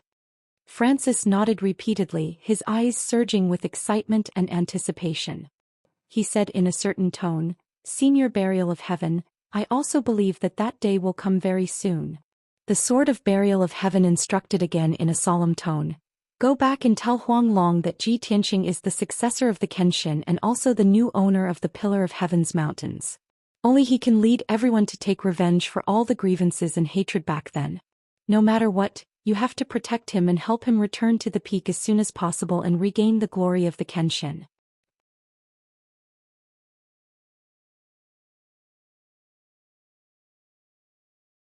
Chapter 1629.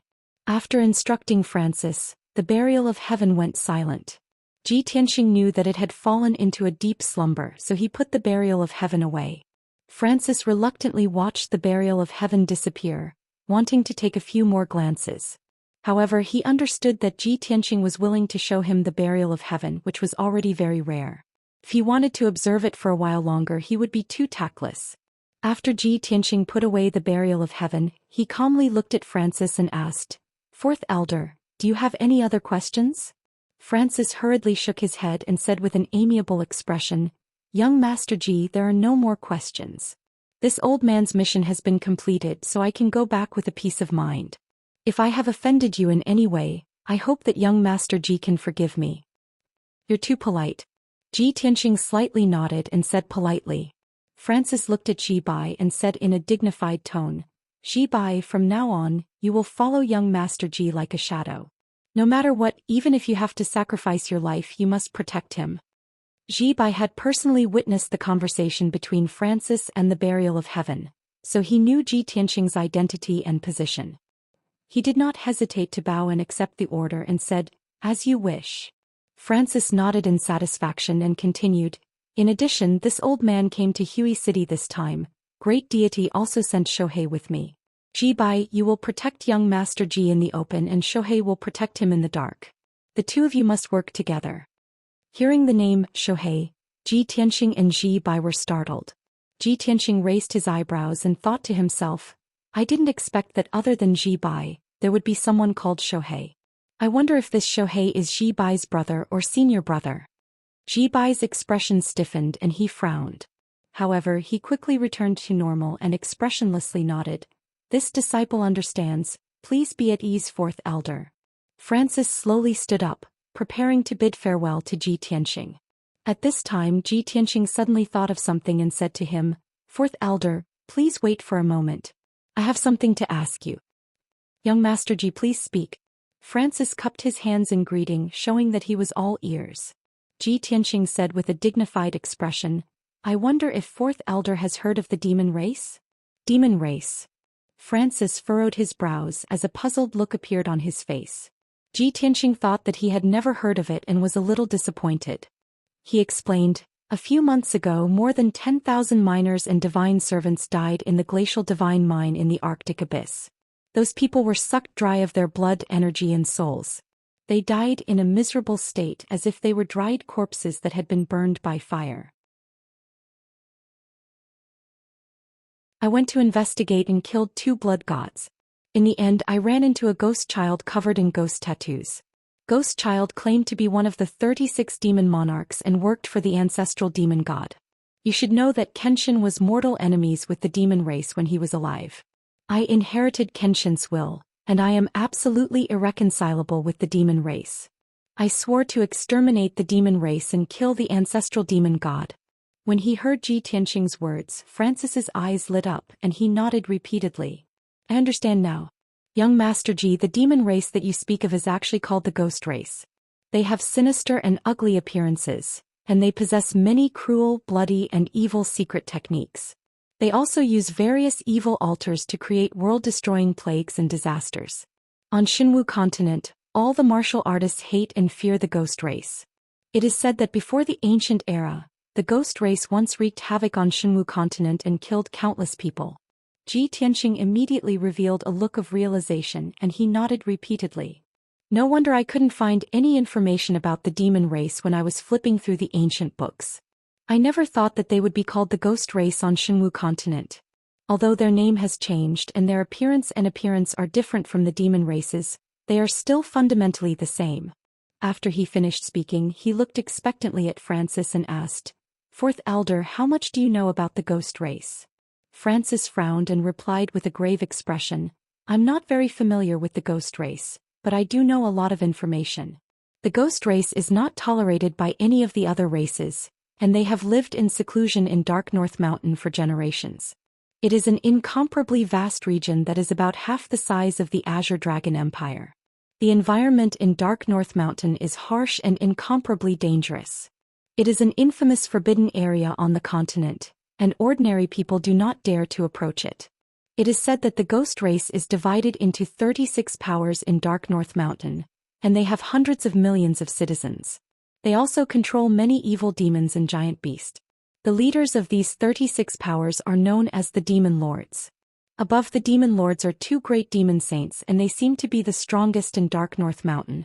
Ji Tianxing listened attentively and his eyes flickered with a cold light. He roughly guessed that the ancestor fiend god was most likely hiding in Dark North Mountain. With the protection of hundreds of millions of demons, 36 demon lords and 2 great demon saints, the ancestor fiend god would be able to sit back and relax and quickly recover his strength. Thinking of this, Ji Tianxing's heart felt like it was pierced by a thorn. At this time Francis continued, 8,000 years ago when the news of the ancestors' death spread, the ghost race was among the invaders of the Pillar of Heaven's mountains. One of my martial uncles was killed by a demon saint, and not even a complete corpse was left. I saw with my own eyes that my martial uncle's flesh and blood turned into a bloody mist, and was devoured by that demon saint. Speaking of the past, Francis's eyes surged with hatred, and his tone became low and cold. Ji Tianxing nodded and consoled him with a heavy tone. "Fourth Elder, don't worry, we will get our revenge sooner or later. One day I will purge Dark North Mountain and kill hundreds of millions of demons." Francis nodded solemnly and said, "Young Master Ji, I believe in you and I also look forward to that day." After that the two of them chatted for a while. Francis stood up and cupped his hands towards Ji Tianxing and said, "Young Master Ji, your time is precious, so I won't delay you any longer. I will take my leave now and report back to the great Immortal." "Take care, I won't send you off." Ji Tianxing cupped his hands in return. Francis was very decisive and he took out the black iron mask and put it on his face and his figure flashed out of the study. The study quieted down and only Ji Tianqing and Ji Bai remained. Ji Tianqing walked out of the door and said, "Ji Bai, we should also go back." Ji Bai silently nodded his head and followed behind him. After a quarter of an hour, the two of them left Hui City. Facing the yellow afternoon sun, the two of them flew across the sky and returned to God Bestowment Mountain. Ji Bai, as usual, remained calm and alert, vigilantly monitoring the surroundings. Ji Tianqing, on the other hand, was much more relaxed. While flying high in the sky, he was also silently thinking about the conversation between the Burial of Heaven and Francis. Half an hour later, the two of them were flying over a vast primitive forest. Suddenly, from the two mountain peaks to the side, several dazzling lights lit up and rushed over as fast as lightning.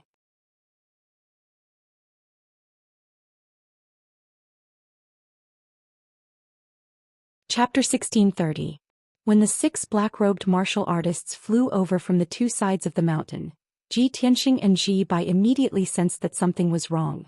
Although the two of them did not know the identity of the black-robed martial artists, but they could clearly feel that the black-robed martial artists were full of murderous intent, and they were coming menacingly. "Master, be careful." Ji Bai's expression suddenly became dignified, and the nerves in his body tensed up as if he was facing a great enemy. A black light flashed in his palm and the black treasured saber appeared. He held the treasured saber with both hands and stared at the black-robed martial artists with a fierce gaze. His body crazily accumulated a vast amount of Fa. However, just as he was preparing to fight, Ji Tianqing's voice sounded in his mind. "Don't be impulsive, retreat first." As he spoke, Ji Tianqing pulled him and quickly retreated. In just a few breaths, the two of them retreated 100 miles away. At this time, the 6 black-robed martial artists spread out and launched a pincer attack from the left and right and rushed over aggressively. Ji Bai protected Ji Tianqing as they retreated and asked, "Master, why don't we take advantage of the fact that they haven't surrounded us and kill our way out?" Although the 6 black-robed martial artists were all Tribulation Realm experts, but their strength was between the 2nd and 4th level of the Tribulation Realm. If Ji Tianqing and Ji Bai attacked unexpectedly, it was very likely that they would tear open a gap and escape the encirclement before the other party could launch a siege. Ji Tianqing shook his head and explained with a dignified expression, "This group of black-robed martial artists is coming for me, and obviously it was premeditated. They must have set up an ambush in front. Even if we force our way out and break through the encirclement of the 6 black-robed martial artists, we will still fall into the other party's ambush." Hearing him say this, Ji Bai revealed a look of understanding. He turned his head to look at the sky behind him and saw that over 100 miles away in the sky above the forest, there were indeed 4 black-robed martial artists. A total of 10 black-robed martial artists rushed over as fast as lightning and launched an encirclement. This scene had indeed verified Ji Tianqing's conjecture. Ji Bai revealed a look of admiration as he thought to himself, "Master is wise enough to see through the other party's plot in a flash." Luckily, Ji Tianqing retreated decisively and did not fall into the encirclement of the black-clothed martial artists. His flying speed was fast enough. Bringing Ji Bai with him, he retreated 200 miles away, pulling away from the 10 black-clothed martial artists. However, at this moment, an earth-shaking roar came from the forest in front of them. Roar. A deafening roar of a beast reverberated in the air above the forest and the mountains. Then a dark red ferocious beast flew out of the forest and blocked their path. It was a monstrous giant ape that was over 300 meters tall and covered in red fur. It had 2 heads and 4 arms and a wide, bloody mouth. It even had a pair of wide wings, and its entire body was covered in scarlet flames, emitting an incomparably violent aura. Ji Tianqing and Ji Bai could clearly see that between the 2 heads of the giant ape, there was a middle-aged man wearing a red robe and a crystal skull mask. Roar. The giant ape roared like a large bell, opening its 3-meter-wide bloody mouth, revealing 2 rows of messy sharp fangs. Endless dark red flames spewed out from its big mouth, like a monstrous flood, pouring down from the sky. Suddenly, the sky was shrouded in flames, and half of the sky was illuminated in dark red like blood. Ji Tianqing and Ji Bai's faces changed and their eyes flashed with anger. Damn it! There was actually an ambush here. There are ambushes in front, behind, left, and right. The other party is determined to win. As they spoke, the two of them used teleportation to escape to the left and right, and condensed a magic shield to protect themselves. Unfortunately, their speed was still too slow, and they were swept up by the dark red flames. Bang bang. Following two muffled booms, the two of them were sent flying thousands of feet away by the dark red flames. When the two of them got rid of the impact and stood steadily in the sky, the situation had changed. There was a two-headed giant ape in front of them, and there were 10 black-clothed warriors chasing after them. Xianxia and Zhi Bai were surrounded, and they couldn't escape even if they had wings. Both sides stopped in the sky and didn't make a move for the time being, facing each other with murderous intent. Xianxia looked at the red-robed man on the two-headed giant ape and asked coldly, "Which force are you from? Openly intercepting a god's disciple of Mount God, aren't you afraid of being punished by Mount God?" The red-robed man looked down at Xianxia, and under the crystal skull mask, only a pair of cold eyes could be seen. "No matter who you are, today you will die without a doubt. If you know what's good for you, you should surrender. Otherwise, I don't mind turning you into ashes." The red-robed man's tone was cold and domineering, and it was full of unquestionable meaning. While he was speaking, Zhi Bai held his treasured sword and silently guarded Xianxia. Zhi Bai looked at the red-robed man and the 10 black-clothed warriors fiercely, trying to determine the identity and origin of the other party through some clues. However, the black-clothed warriors and the red-robed man didn't have any identity symbols or badges on them. Xianxia thought of something, and the corner of his mouth hooked up into a mocking sneer. He said to the red-robed man, "Ever since I gave the divine sword to Emperor Zhou Xian, the experts of the major empires no longer paid attention to me, and were busy dealing with the Zhou Xian Empire. Calculating the time, that idiot Emperor Zhou Xian should have seen through the authenticity of the divine sword. If I'm not wrong, you are that idiot's lackeys, right?" The red-robed man's body suddenly trembled, and his eyes burst out with a fierce cold light, revealing an angry murderous intent. "Boy, you dare to insult the Holy Emperor, you deserve to die. Today I will cut you into pieces and turn you into ashes. Kill him." Following the red-robed man's order, the 10 black-clothed warriors all waved their swords, and slashed out an earth-shattering saber light and sword light, besieging Xianxia and Zhi Bai. The two-headed giant ape also roared furiously, waving its 4 thick and sturdy arms, and blasted out dozens of dark red flames, smashing towards Xianxia. Suddenly, the sky within 100 miles was covered by the brilliance of spells, becoming dazzling and chaotic. The red-robed man's reaction made Xianxia and Zhi Bai certain that this group of people were assassins under Emperor Zhou Xian. However, it was useless even if they knew the other party's identity. The most important thing now was to kill their way out of the encirclement, and then find a way to get rid of these assassins. Zhi Bai rushed out with a cold face, waving his treasured sword without fear, and slashing out a sky full of saber light. Swish swish swish. The dazzling saber light crisscrossed the sky, forming a huge saber net, protecting him and Xianxia. Xianxia also took out the sword of burial of heaven, and used all of his strength, slashing out 1,000 long sword light, sweeping towards the black-clothed warriors.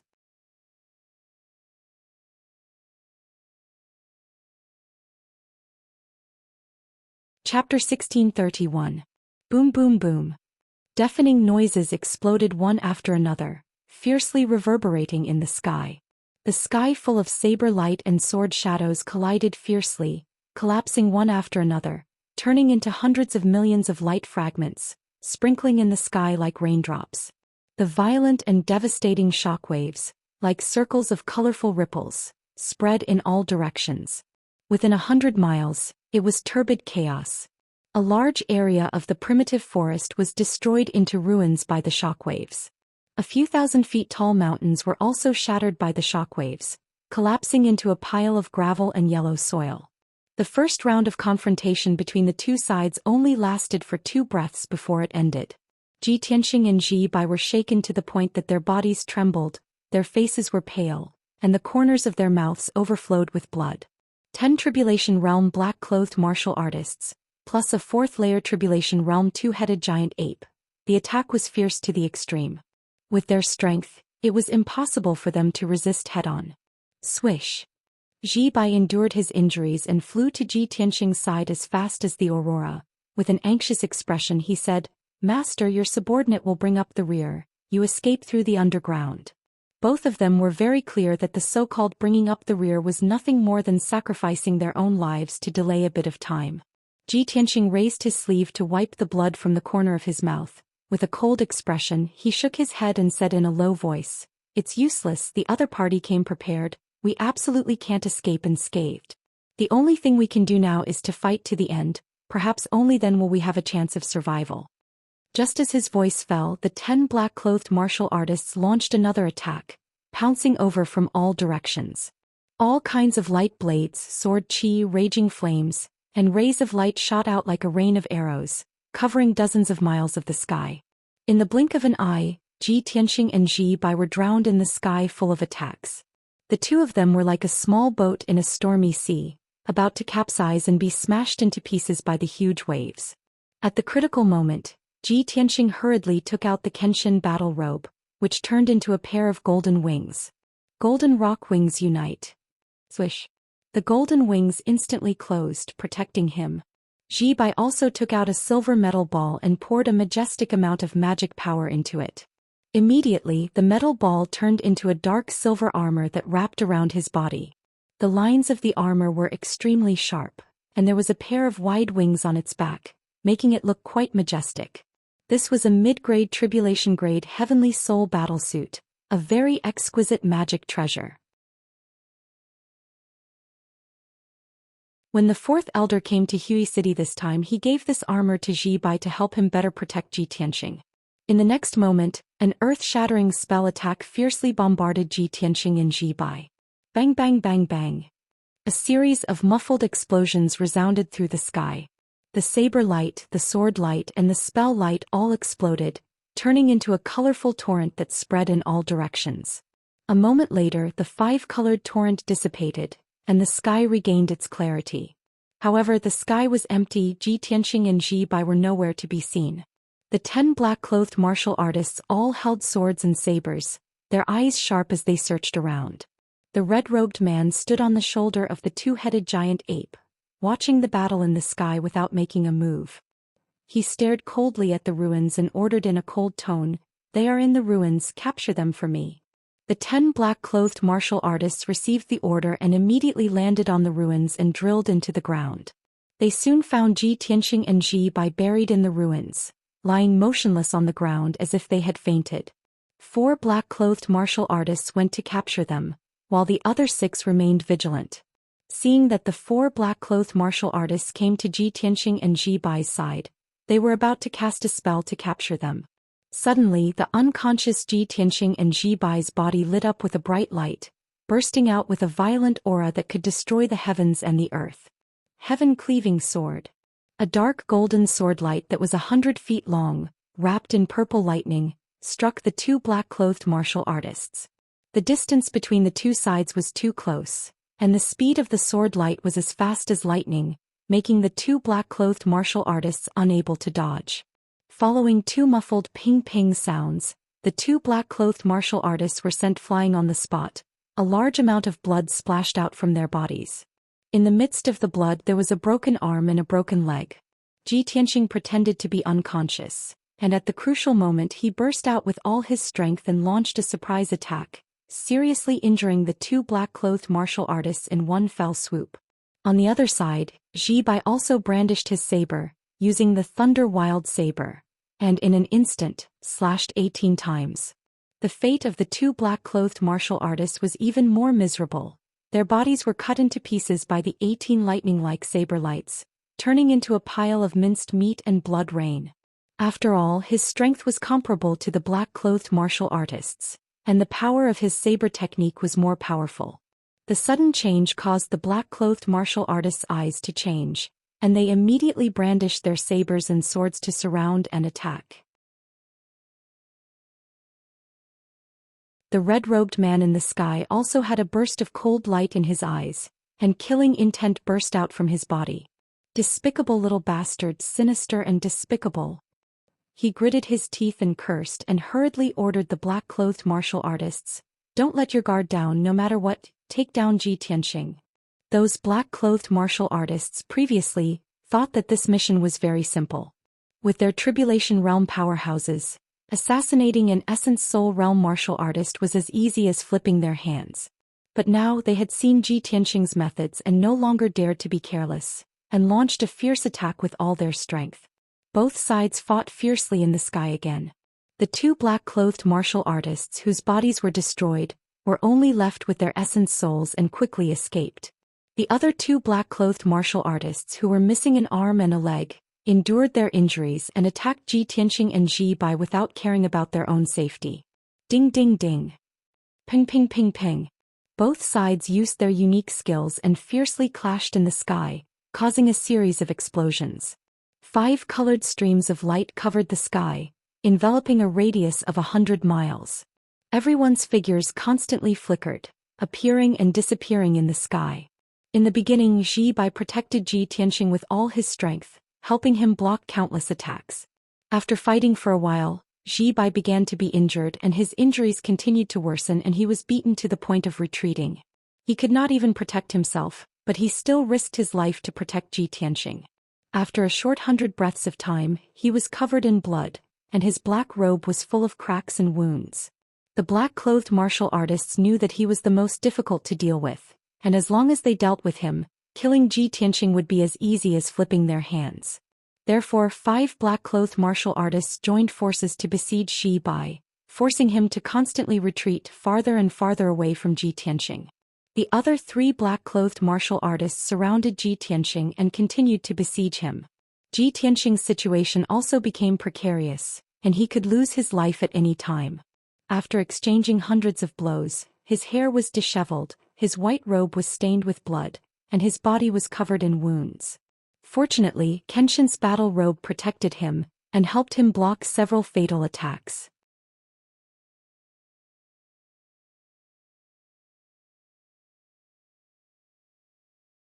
Chapter 1632. Ji Tianqing was at the 7th level of the primordial spirit realm and had mastered many powerful techniques. He was not afraid of any genius or expert below the tribulation passing realm. He could defeat them all. However, the 3 black-clothed cultivators attacking him were all 3rd and 4th level tribulation passing realm martial monarchs. Their strength was much higher than his. They could completely crush him. There was a gap of a whole realm between them. There was no way he could escape, let alone turn the tables. If he had not cultivated the galaxy body tempering art and had a strong physical body, he would have been killed several times over. At this moment he yearned for powerful strength.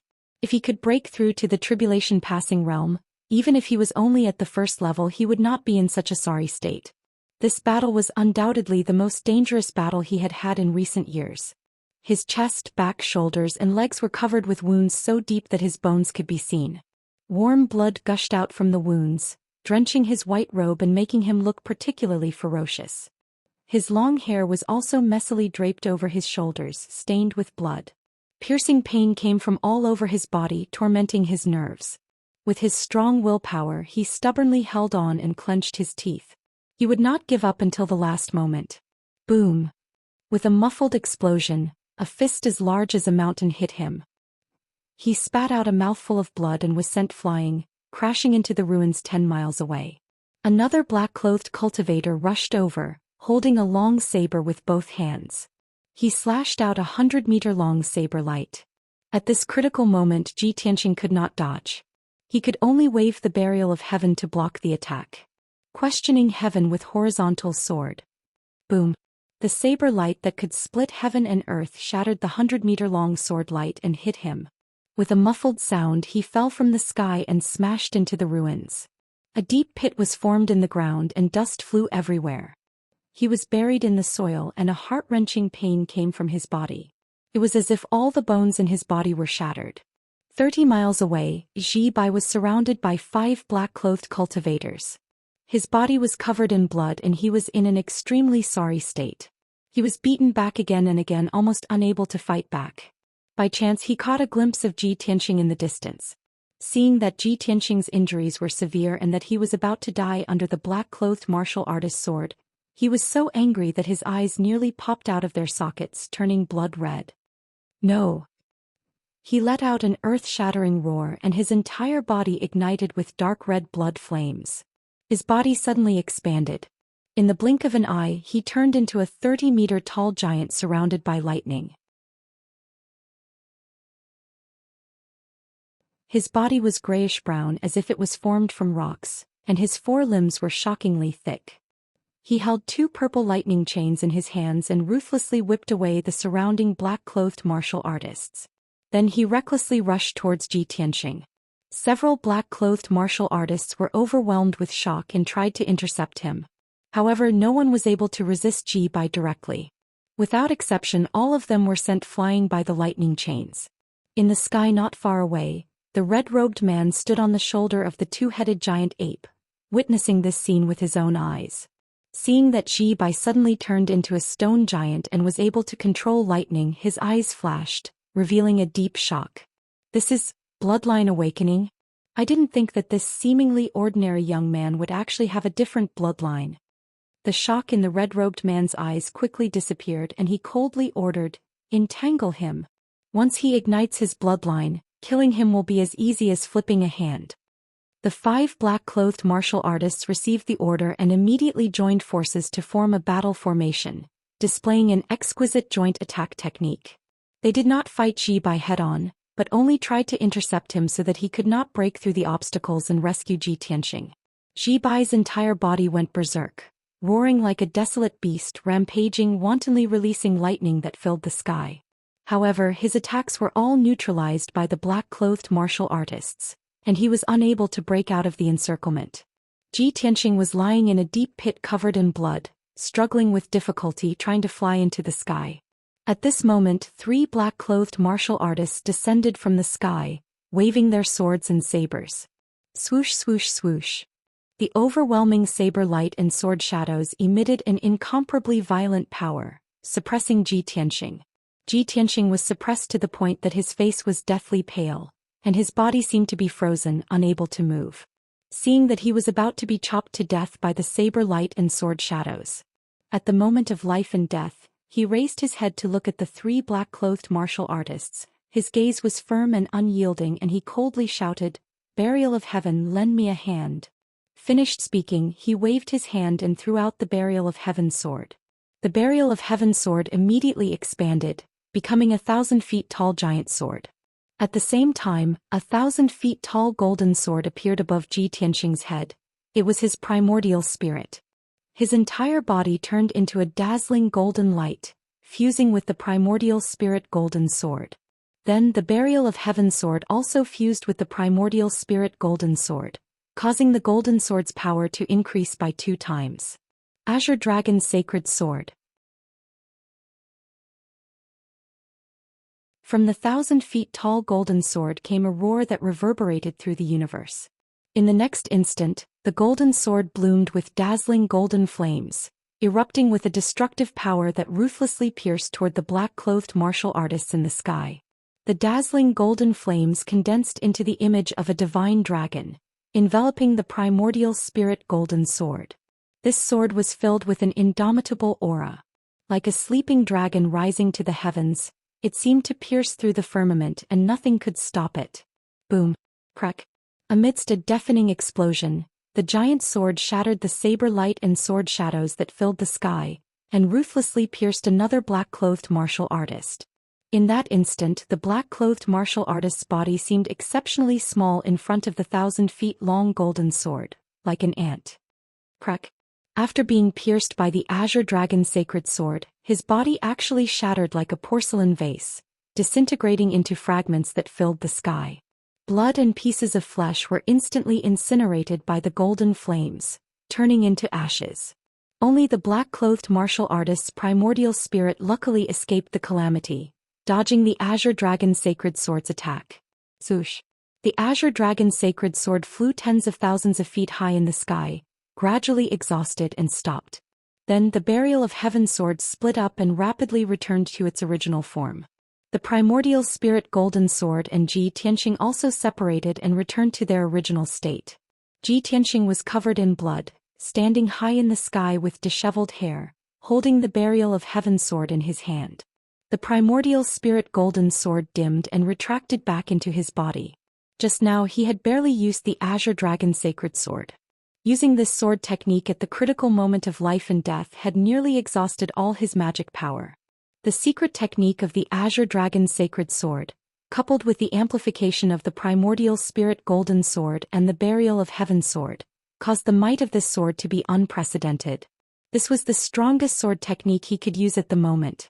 Fortunately, the effect of this sword was remarkable. It destroyed the physical body of a black-clothed martial artist, causing him to flee the battlefield in a sorry state. Unfortunately, Ji Tianqing could not use it a second time. The other two black-clothed martial artists were stunned for a moment before they chased after him even more ferociously. Die.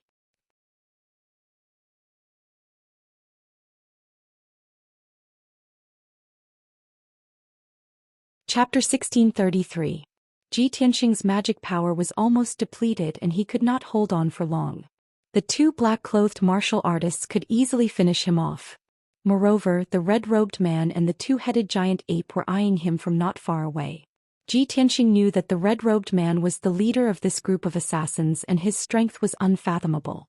Even if he could create a miracle and kill the two black-clothed martial artists, he would still be killed by the red-robed man in the end. No matter how he looked at it, his ending was a dead end. Even so, he would not sit still and wait for death. Seeing the two black-clothed martial artists rushing over, he quickly took out a talisman from his interspatial ring. Creating something out of nothing, heaven and earth will help me, 5 elements true spirits. Ji Tianqing muttered as he formed a spell with both hands and shot out a few streaks of dazzling light into the talisman. Swoosh! The dark golden talisman ignited with flames and turned into a ray of sacred golden light that entered his body. Suddenly, his body expanded violently and quickly turned into a 30-meter-tall giant. His entire body was shining with dazzling golden light. The spiritual energy of heaven and earth within a 10,000-mile radius also surged crazily and turned into a spiritual energy tide that entered his body. His strength skyrocketed rapidly and his aura became powerful and domineering. His eyes were shining brightly. This talisman was a treasure from the Universal Treasure Box. It was the Myriad Transformations spiritual continuation talisman that Hong Qingtian had personally refined. Its effect was very mysterious. It could stimulate a martial artist's potential and increase his magic power to the limit for 15 minutes. Just a moment ago, Ji Tianqing's magic power was empty and his spirit was dispirited. Now he was full of energy and murderous intent. When the two black-clothed martial artists rushed over, he did not hesitate to wave the burial of heaven sword and slashed out 7 streaks of dazzling sword light. 7 stars sword. 7 streaks of sword light that were hundreds of meters long collided with the attacks of the black-clothed martial artists and a series of loud noises exploded. The sword light shattered and the violent impact hit Ji Tianqing again and sent him flying. He fell into the boundless sea of clouds and flew backward for over 10 miles before he finally stopped. Cough cough. The injuries to his internal organs were even more severe. His back was hunched and his face was pale as he coughed up blood. The two black-clothed martial artists did not give up. They rushed over at the speed of light and once again brandished their swords. Swish, swish. More than 30 sharp sword lights came from all directions, cutting off all of Ji Tianqing's escape routes. Ji Tianqing could only close his wings to protect himself. Bang bang bang bang. More than 30 rays of sword light slashed the golden wings one after another, resulting in a deafening explosion. Ji Tianqing was sent flying again. He fell straight down from the sky and crashed into a 3,000-meter-tall mountain with a loud bang. Half of the mountain was smashed, sending dust and gravel into the air. The power of the golden wings was finally exhausted. They became dim and retracted back into Ji Tianqing's body. Without the protection of the Kenshin battle robe, Ji Tianqing's situation became even more precarious. However, the two black-clothed cultivators were even more ferocious. They gave chase with surging killing chi. Swish, swish, swish. Both of them brandished their swords and slashed out more than 40 sword lights, enveloping Ji Tianqing. Ji Tianqing had just climbed out of the ruins when he was enveloped by the sword lights. At this moment he no longer had any trump cards that could resist the sword lights. He was about to be hit by the sword lights. Even if he did not die, his body would be destroyed. At this critical moment, an icy blue dazzling light suddenly lit up in the ruins beside him. Swish! The icy blue dazzling light rushed into the sky and bloomed above Ji Tianxing's head. It formed a light shield with a radius of 10,000 zhang, like an icy blue umbrella. Bang bang bang! More than 40 sword lights slashed the icy blue light shield, producing a deafening sound. The icy blue light shield shook violently, but it did not shatter. The sword light that filled the sky collapsed and shattered, turning into fragments that blotted out the sky and covered the earth, bursting out in all directions. Ji Tianxing was surprised and subconsciously turned his head to look at the ruins beside him. He saw a young woman in a white Daoist robe with 2 ponytails standing on top of the ruins like a lofty mountain. Although she was tall and thin, her face was a little thin, but her whole body exuded a mysterious and powerful cold aura. Her left hand formed a seal, manipulating the icy blue light shield in the sky, splitting it into thousands of icy blue sword lights, piercing towards the 2 black-clothed cultivators. In her right hand she was holding a crystal-clear icy blue sword, exuding a bone-chilling cold. This was a woman in her early 20s. She was tall and thin with a slightly ordinary appearance. People would not pay attention to her at first glance.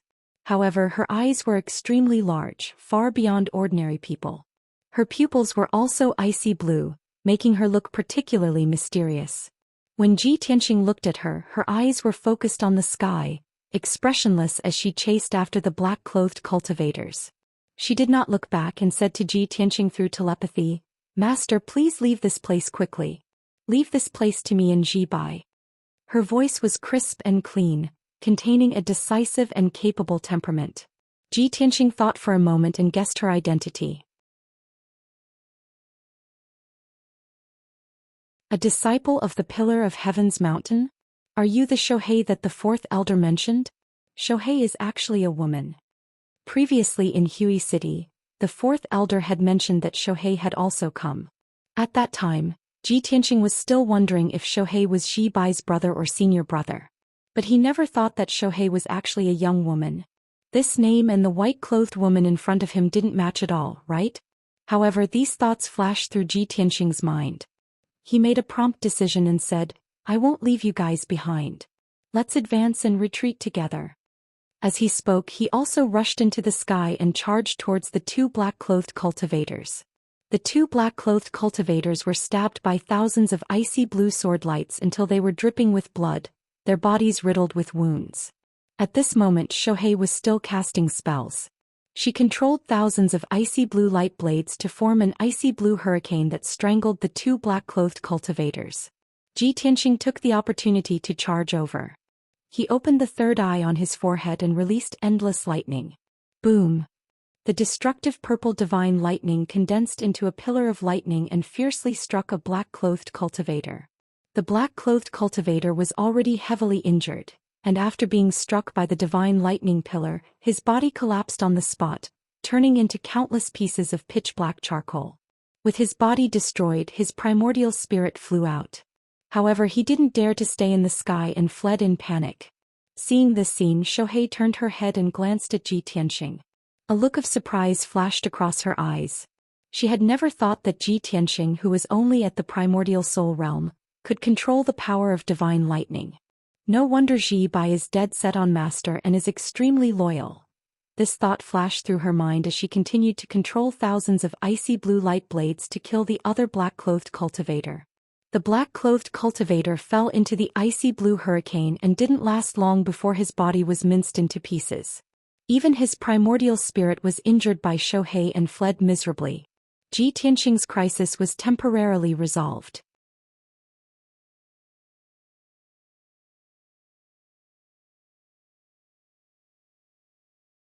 Chapter 1634. Swoosh. Shohei waved his hand and retracted the thousands of ice blue light blades in the sky. The light blades that filled the sky gathered in her hand and condensed into a palm-sized sword sheath. The sword sheath was ice blue in color. It was more than 3 feet long and more than a palm wide. The shape was very simple and elegant. The surface was engraved with mysterious patterns and words, and the edges were inlaid with dark golden jade. Clang! Shohei held the ice blue sword and inserted it back into the sword sheath, emitting a crisp sound. Ji Tianxing stared at the sword sheath and sized it up a few times before he saw through it. The sword sheath was too wide, enough to place two swords side by side. Shohei carried the sword sheath on his back as if he was carrying an exquisite stool. However, this was not an ordinary sword sheath. It was also a mysterious magic treasure. The sword sheath could split into tens of thousands of light blades and form a powerful sword formation. Shohei's personality was cold and he did not say much. His figure flashed and rushed into the distance to rescue Ji Bai. Ji Tianxing hurriedly followed and took out 2 pills to take the opportunity to suppress his injuries. In the sky 50 miles away, Ji Bai was fighting with 5 black-clothed martial artists. His bloodline awakening had already ended. He had returned to his original appearance from the rock giant who controlled lightning. His black robe was tattered, his entire body was dripping with blood and his hair was messy. His aura was very chaotic and his mana was very empty. He was already at the end of his rope and could faint at any time. The 5 black-clothed martial artists only suffered minor injuries. Their bodies were charred black by the lightning and they looked somewhat miserable. However, the 5 of them worked together to form a battle formation and firmly trapped Ji Bai. Ji Bai desperately rushed left and right, but he was still unable to break through the encirclement. Shohei and Ji Tianxing flew across the sky at lightning speed and quickly approached Ji Bai. However, the 2 of them had only flown 30 miles when they were stopped by the 2-headed giant ape. Roar! The 2-headed giant ape roared and waved its 4 arms with a murderous aura. It opened its bloody mouth and released a raging fire that covered the sky and earth. Swoosh swoosh swoosh. Instantly, a radius of 50 miles turned into a world of flames. Ji Tianxing and Shohei were both engulfed by the monstrous flames. They tried their best to circulate their energy to resist the burning of the flames. Shohei decisively pulled out his sword and controlled the sword case with his left hand. It condensed into a huge ice-blue umbrella to block the flames that filled the sky. She waved the ice-blue sword in her right hand and slashed out dozens of sharp sword lights toward the 2-headed giant ape. Ping ping ping. The 2-headed gigantic ape was enveloped by the sword light, and it immediately let out a series of blood-curdling screams. Blood splattered all over the sky. The flames that blotted out the sky were quickly dispersed by Shohei. However, the red-robed man standing on the shoulders of the 2-headed giant ape had long been staring at Ji Tianxing. Taking advantage of this opportunity, he raised his hand and blasted out a dark golden fist aura towards Ji Tianxing. Ji Tianxing was caught off guard. He was hit by the dark golden fist light and was sent flying backward. There was a crater in his chest and several of his bones were broken. Blood kept flowing out of his wounds. After suffering such a heavy injury, his strength weakened and his face was as white as a sheet of paper. The power of the myriad transformations continuation talisman also began to weaken. It wouldn't be long before it lost its effect. Ji Tianxing knew that he didn't have much time left. If he couldn't get out of this predicament before the effects of the talisman disappeared, he would most likely die here. At this time, Shohei waved his ice-blue sword with all his might and crazily attacked the 2-headed giant ape and the red-robed man. The giant ape and the red-robed man were pinned down and had no time to care about Ji Tianxing. Taking advantage of this opportunity, Ji Tianxing flew into the sky without hesitation and rushed towards Ji Bai. Shohei could only temporarily restrain the giant ape and the red-robed man. It was useless for him to help Shohei. It was impossible for him to defeat the other party. Rather than that, he might as well help Ji Bai out. Perhaps it would have a miraculous effect. Swoosh. Ji Tianxing endured his injuries and flew across the sky with the divine concealment step, arriving behind a black-clothed warrior.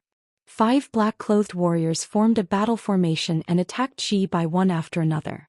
Ji Bai was beaten back and his injuries became more and more serious. Seeing this scene, Ji Tianxing's eyes flashed with a biting cold killing intent, and he brazenly used his ultimate skill. Heaven's Splitting Sword. He erupted with all his mana, holding the Burial of Heaven sword with both hands. He slashed at the black-clothed warrior with all his might. This sword strike converged the strength, essence, energy and spirit of his entire lifetime. Moreover, it contained an all-conquering and violent will to destroy everything. That was the legendary sword intent. In the past, the Burial of Heaven had reminded Ji Tianxing that if he wanted to become a true sword expert, He had to fuse his will with his sword arts and produce his own sword intent. At this moment Ji Tianxing was in a desperate situation. He was filled with grief and anger, and his killing intent soared to the sky. He had finally comprehended sword intent. Bang! The 300-meter-long dark golden sword, carrying purple divine lightning, fiercely slashed at the black-clothed warrior, exploding with an earth-shattering sound. The black-clothed warrior was caught off guard and was instantly drowned by the golden sword light. His body of flesh and blood was actually split in half by the sword, and then killed by the divine lightning, turning into pitch-black charcoal. The blood that splattered all over the sky was also dispersed by the divine lightning Zidian. A blazing white primordial spirit flew out from the golden sword light and fled into the distance in panic. The black-clothed warrior's joint attack formation was thus broken by Ji Tianxing. The remaining 4 black-clothed warriors were obviously shocked, and they looked at Ji Tianxing with vigilance. There were even 2 black-clothed warriors who were close to him, waving their swords and sabers to kill him. Ji Tianxing's attack succeeded and he quickly retreated, using the divine concealment step hiding in the sky. The 4 black-clothed warriors couldn't find him for a while, so they could only continue to besiege Shi Bai. However, they were even more vigilant and alert. As they besieged Shi Bai, they monitored the surrounding movements.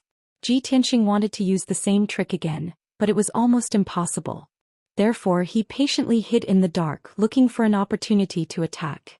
After the 4 black-clothed warriors and Shi Bai fought for more than 30 moves, Shi Bai's injuries became more and more serious, and his body was also on the verge of collapse. Finally, Ji Tianxing seized the opportunity and decisively used his trump card. God-slaying spear. He raised his left arm and an endless golden divine flame gushed out from his palm, condensing into a 3-meter-long golden divine spear, and fiercely pierced towards a black-clothed warrior. That black-clothed warrior and his companion were sprinting side by side, waving their swords at Shi Bai with all their might. This was the best opportunity that Ji Tianxing patiently waited for. Whoosh! The indestructible god-slaying spear instantly pierced through the first black-clothed warrior's magic power shield and leather armor. Immediately after, the second black-clothed warrior was also not spared, and was pierced through by the god-slaying spear. Bang! In the deafening loud noise, the god-slaying spear exploded. The earth-shattering golden divine flame rose up like a mushroom cloud. The 2 black-clothed warriors were destroyed by the god-slaying spear, and turned into pieces of flesh, scattering in the sky. Their primordial spirits were also heavily injured, and they flew into the sky in a daze, fleeing into the distance.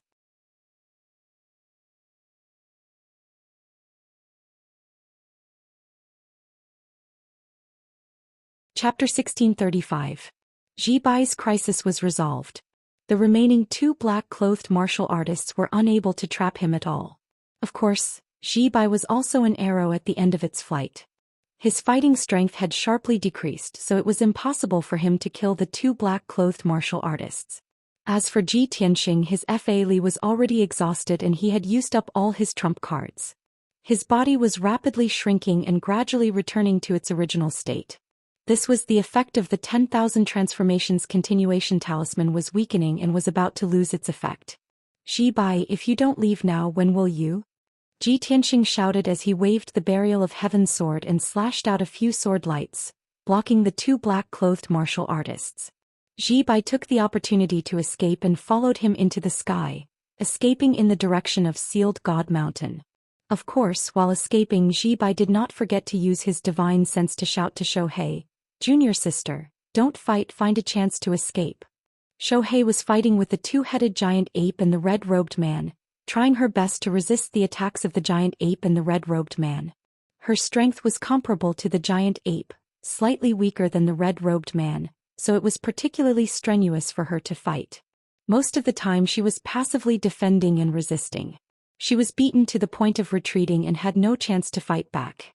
Her situation was very dangerous, and her body was covered in dark red blood with many injuries. Seeing Ji Tianxing and Shi Bai successfully escape, her eyes flashed with a touch of relief, and she replied with a sound transmission, "Shi Bai, take master and retreat first, I will cover the rear." Shi Bai did not object and quickly followed Ji Tianxing.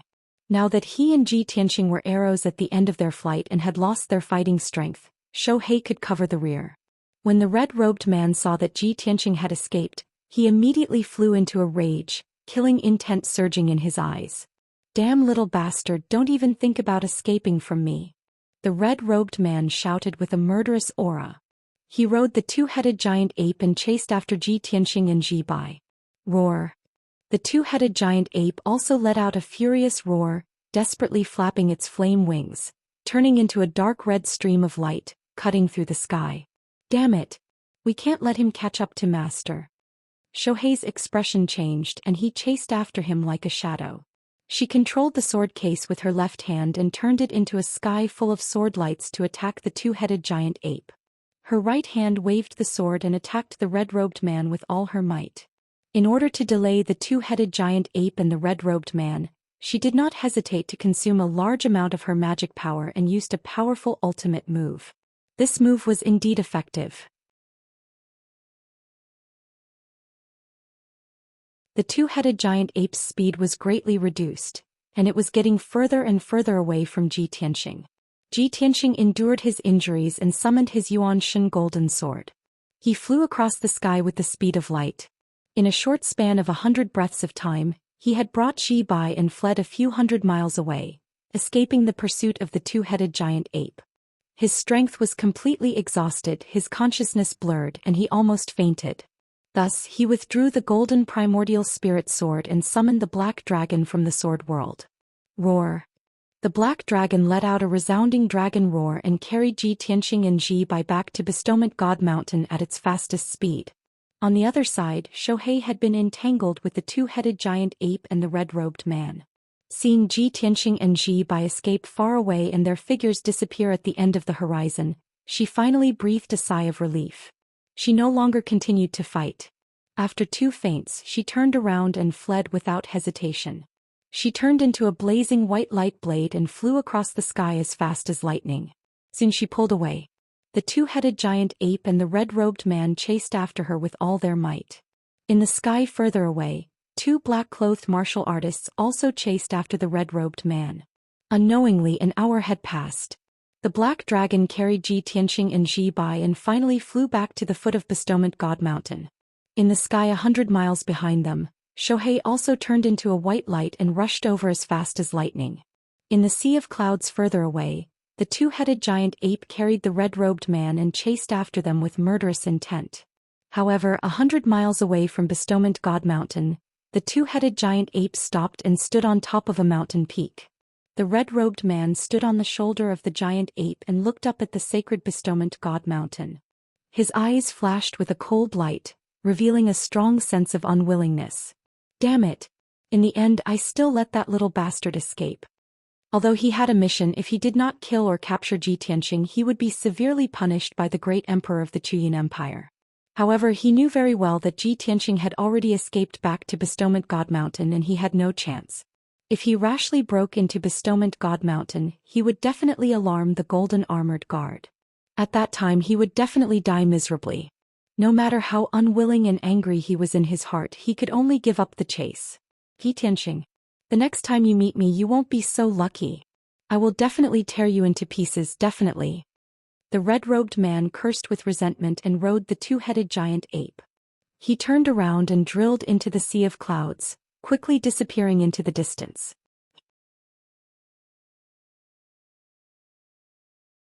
The black dragon stopped in mid-air, hiding in the vast white sea of clouds. Ji Tianqing was sitting on its back.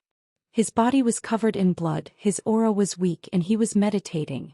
Ji Bai was lying on the dragon's back, his body covered in blood. His eyes were closed and he had fallen into a coma. Swoosh! A blazing white brilliance flew over and landed on the black dragon's back. The brilliance faded away, revealing a tall figure in a white dress. It was Zhou Xian. She glanced at the black dragon and a strong sense of surprise flashed in her eyes. She almost couldn't help but scream. Of course, she recognized that this was a sacred black dragon, the legendary divine dragon. Before this, she had only seen the legends of the divine dragon in history books and biographies, but she had never seen it with her own eyes. If she saw the divine dragon with her own eyes on another occasion, she would definitely be shocked and exclaim in surprise. But not now. She quickly walked to Ji Tianxing's side and released her divine sense to check on Ji Tianxing's injuries. Seeing that Ji Tianxing was riddled with injuries, but they were all physical injuries and his primordial spirit was not seriously injured, she was finally relieved. She waved her palm and sent out a wisp of green wood light into Ji Tianxing's body to help Ji Tianxing heal his injuries. Ji Tianxing opened his eyes and shook his head at her. "Shohei, don't worry about my injuries. Let's take a look at Ji Bai's situation first." Shohei nodded and quickly retracted her palm. She turned around and looked at the unconscious Ji Bai. She used her divine sense to check on Ji Bai's injuries. After checking the situation, she immediately frowned and her expression became serious. Ji Tianxing saw that her expression was strange and asked with concern, "How are Ji Bai's injuries?" Shohei said in a low voice, "Master, Ji Bai's injuries are too serious and he has already fainted." He was already riddled with injuries and the injuries to his body and primordial spirit were extremely serious. At the critical moment he used his trump card, the lightning god's treasure body, completely overdrawing his strength and primordial spirit. However, Master doesn't have to worry too much. Ji Bai's life is not in danger. I have pills and treasures specially made for him to heal his injuries. He only needs to recuperate for a month and he will be able to recover. After hearing Shohei's words, Ji Tianxing heaved a sigh of relief and nodded slightly. "Since that's the case, you and Ji Bai will stay near the Investiture God Mountain. You should treat his injuries as soon as possible."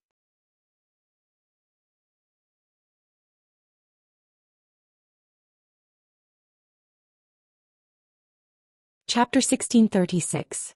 Shohei brought the unconscious Ji Bai to the foot of Mount God Bestowment to treat his injuries.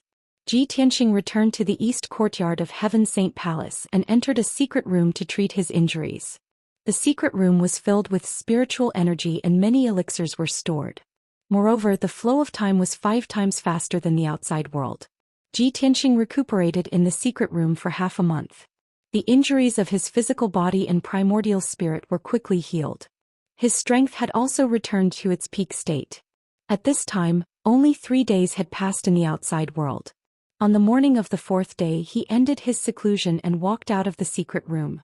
The guard guarding outside the secret room hurriedly came forward and respectfully handed over a letter. "Young Master Ji, a guard captain sent this letter yesterday afternoon. He said that he wanted to hand it over to you." Hearing this, Ji Tianxing raised his eyebrows and reached out to take the envelope, sizing it up. He saw that the letter was empty. There was no signature or signature. Ji Tianxing waved his hand to dismiss the guard. He opened the letter and took it out. The light purple letter paper emitted a fresh smell of sandalwood. The edges of the letter were covered with light silver patterns. A line of delicate and cute words was displayed on the letter paper. "Tianxing, long time no see. Please come to the north courtyard for a chat." There was only this line of words on the entire letter paper. Ji Tianxing frowned and a trace of doubt flashed across his eyes. Looking at this handwriting, it should be written by a woman. But who would call me that? North courtyard? Which palace's north courtyard is it? Could it be the Heaven Saint Palace? In his impression, there were many palaces at the peak of Mount God Bestowment. However, the Heaven Saint Palace was the largest. It was divided into 4 courtyards: east, west, south and north. Ordinary God's disciples and God's envoys could not enter the Heaven Saint Palace. Only the sons of God, and goddesses were qualified to live there. Thinking of this, Ji Tianxing's mind flashed and he immediately thought of a person. Jujiu. That's right. Every time she comes to the peak of Mount God Bestowment, she stays in the north courtyard. Moreover, when she left, she said that she would come back for the God Disciple assessment. Ji Tianxing put away the letter and walked out of the east courtyard, heading for the north courtyard. Half an hour later he arrived at the gate of the northern courtyard. The 4 golden armored guards guarding the 2 sides of the gate bowed respectfully when they saw him. "Greetings, young Master Ji." "Greetings, young Master Ji. His young highness has been waiting for a long time." One of the golden armored guards had clearly been instructed by Jujiu to lead the way for Ji Tianxing.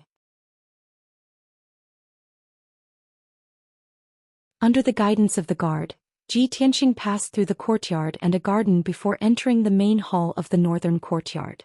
The spacious and bright main hall was the meeting hall of the northern courtyard. Next to it were the reception room and study room.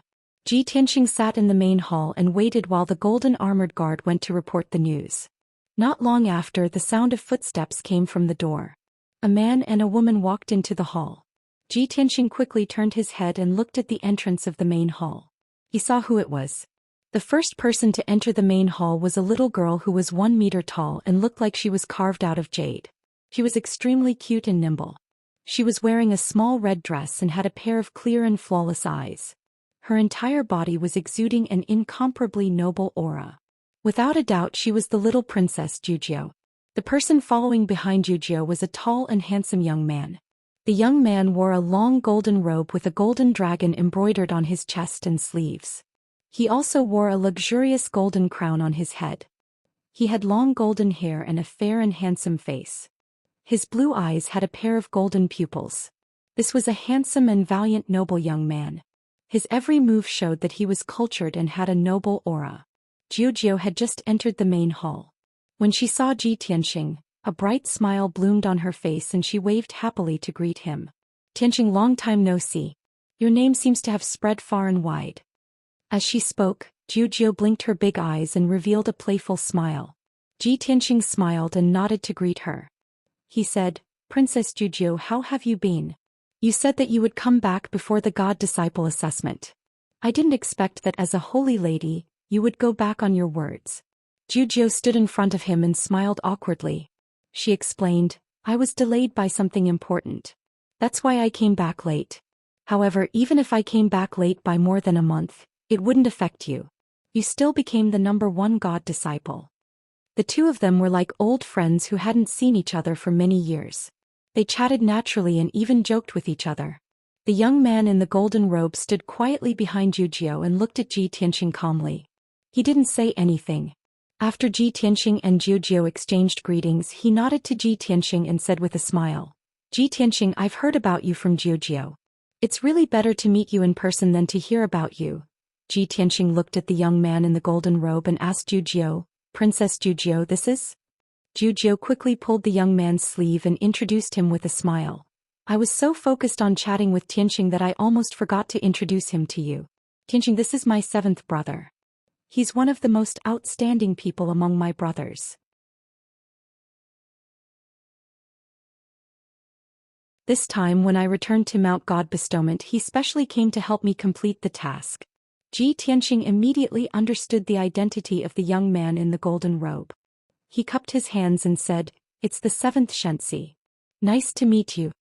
The 7th Xianxia nodded with a smile and said, Don't be so polite. My surname is Taihao and my name is Yunqi. You can call me Brother Yunqi. Or you can call me Brother Yunqi like Zhou, or you can call me Brother Yunqi. Taihao Yunqi's manner of speech and demeanor were quite refined and elegant. It made people feel as if they were bathing in the spring breeze and would not feel bored at all. However, Ji Tianqing could feel that Taihao Yunqi only had a good temperament, but there was a sense of pride and arrogance in him. It was an innate sense of nobility and pride that came from the depths of his soul and was deeply ingrained. He would smile at people and there was no sense of arrogance in his words. On the surface he looked very kind. However, in the depths of his heart he would never take ordinary people seriously. I'm the Xianxia of God and I've known Zhou for a long time. I've even become the first disciple of God. That's why Taihao Yunqi looks at me differently and is pleasant to me. If other disciples of God were here, I'm afraid he wouldn't even be interested in them. This thought flashed through Ji Tianqing's mind and he carefully looked at Taihao Yunqi. He realized that Taihao Yunqi's strength was unfathomable, far beyond Ji Bai and Shouhei. He was at least at the 5th level of the tribulation stage. Just as Ji Tianqing was pondering, Zhou and Taihao Yunqi had already taken their seats. Zhou looked at Ji Tianqing expectantly. Her eyes were shining as she quickly asked, Tianqing, I came back late and missed the Disciple of God assessment.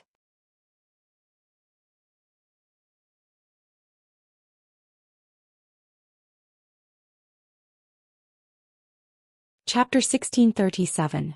Both Ji Tianqing and Taihao Yunqi were stunned by Zhou's words. Ji Tianqing smiled and shook his head. Your Highness Zhou, it's been almost 2 months. Let's not talk about it. Taihao Yunqi also revealed a smile and nodded in agreement.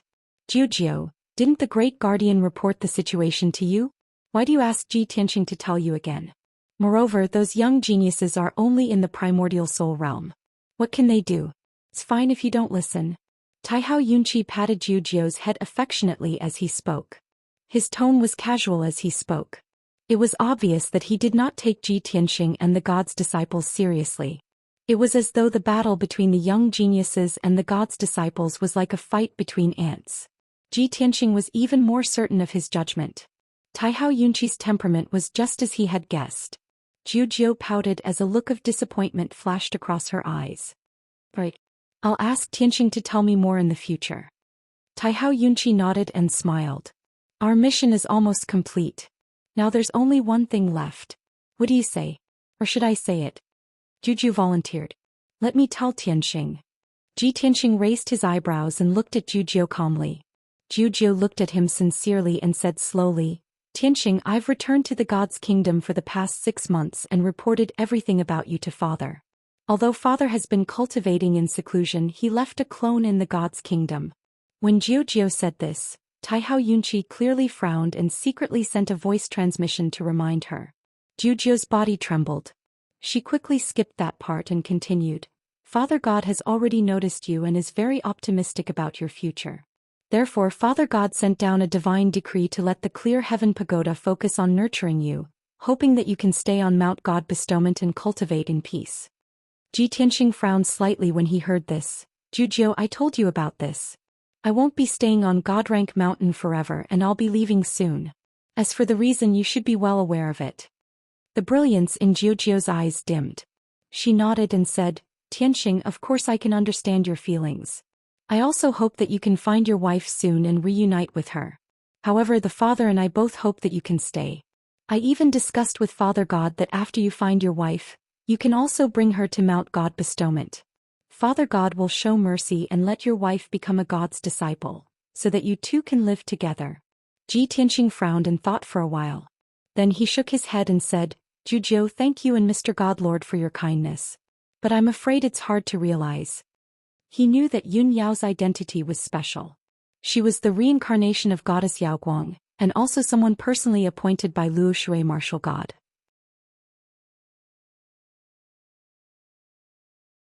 More than 20 years ago, Luo Shui martial god had secretly ordered the palace lord to set up this plan.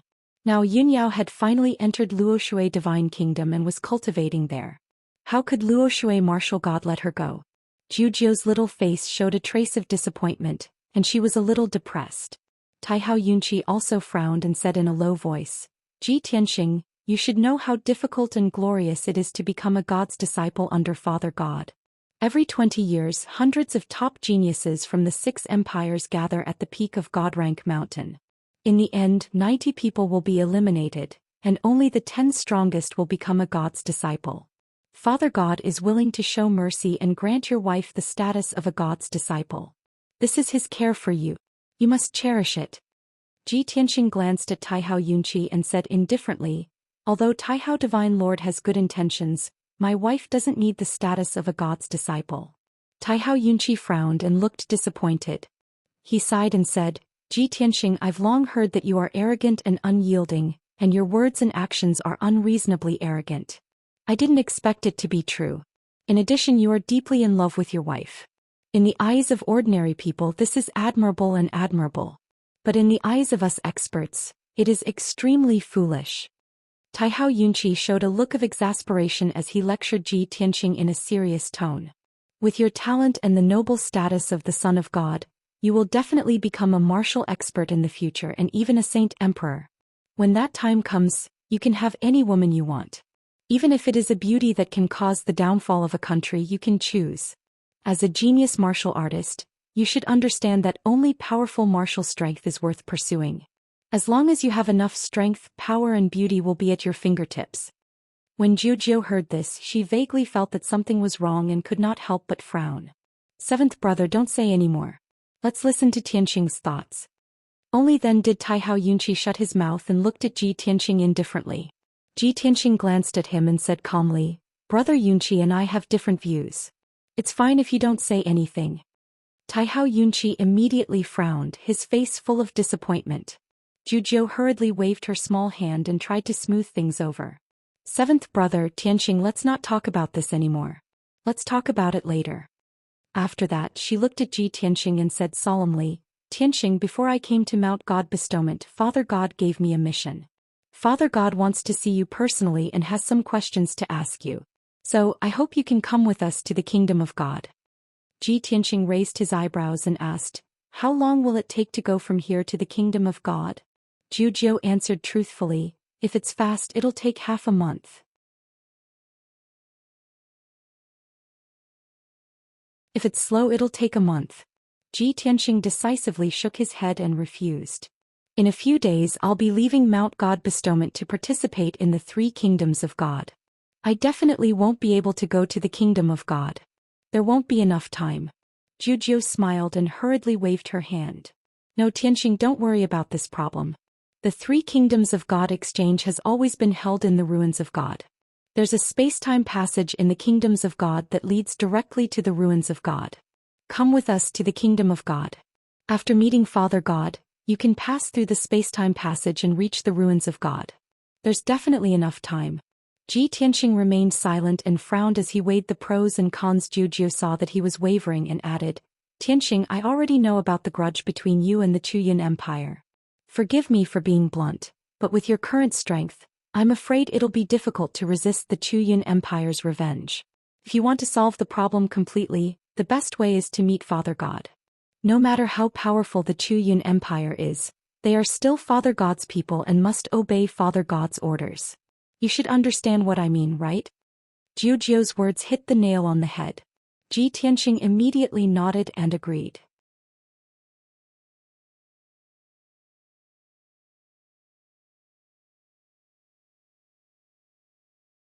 Chapter 1638. Seeing Tianxing agree, Zhou heaved a sigh of relief. This was one of the missions that Divine Lord Taihao had given her. She wanted to complete the mission and also let Tianxing meet Divine Lord Taihao. After all, only the Divine Sons, Divine Daughters and the Divine Emperors of the 6 states had the right to meet the Divine Lord. It was a great honor for Tianxing to be summoned by the Divine Lord. She naturally hoped that Tianxing would receive this honor. Taihao Yunqi was not moved. His expression was calm and he even felt that this was how it should be. In his opinion, if it were any other ordinary young genius, being summoned by the Divine Lord would be an honor that would be hard to come by in 3 lifetimes. No one could refuse such a lofty honor. But Taihao Yunqi did not know that Tianxing had only agreed to go to the Divine Nation because he wanted to resolve the matter of the Outcloud Empire. He did not care about honor or luck. In any case, he did not plan to stay on God-Sealing Mountain for long. In the future he would eventually meet up with Yunyao.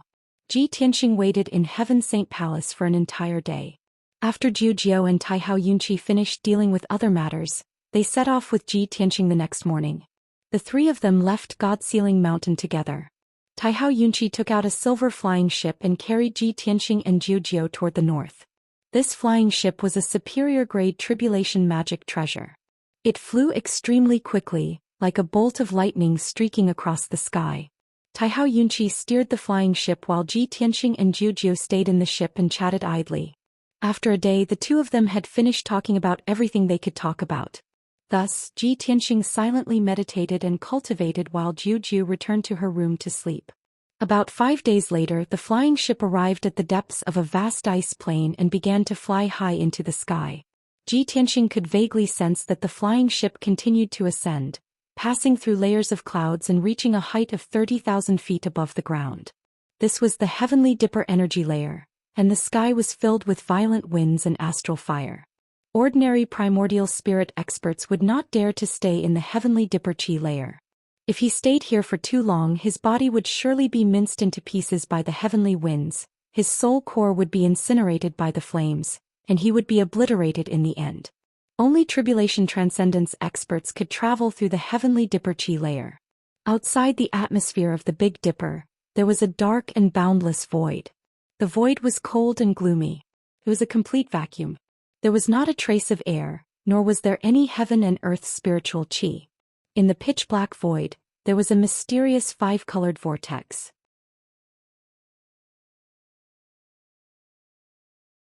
The silver flying boat entered the vortex and flew quickly and silently as if it had entered a splendid tunnel.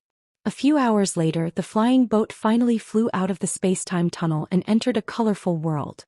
After finishing his cultivation, Ji Tianxing walked out of the room and stood on the bow of the airboat. He looked ahead and surveyed his surroundings.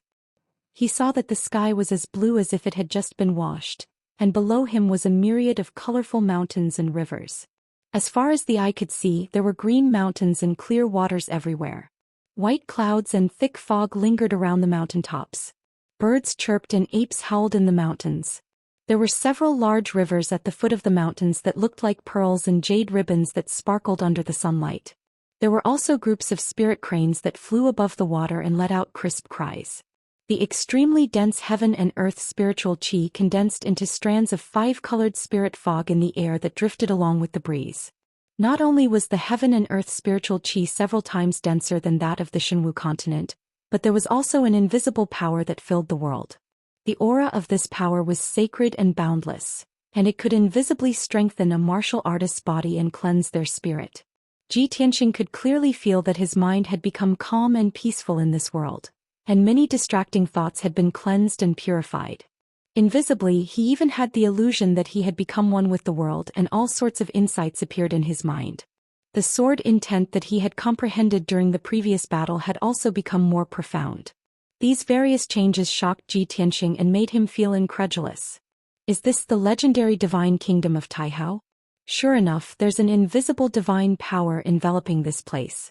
It's worthy of being called a holy land of the martial Tao. It's no wonder that the young geniuses of the Six Nations dream of entering Mount Godseal and becoming an honorary disciple.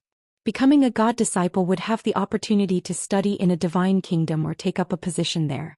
Cultivating in such an environment would increase one's innate talent, and the speed at which one's strength would increase would be extremely fast.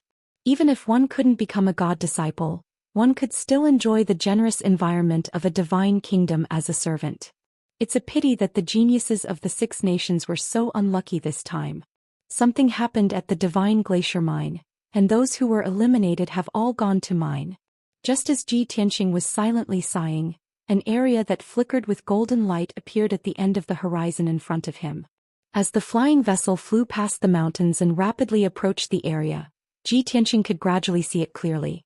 It was a huge city with an imposing aura. It was a city in the clouds that flickered with golden light.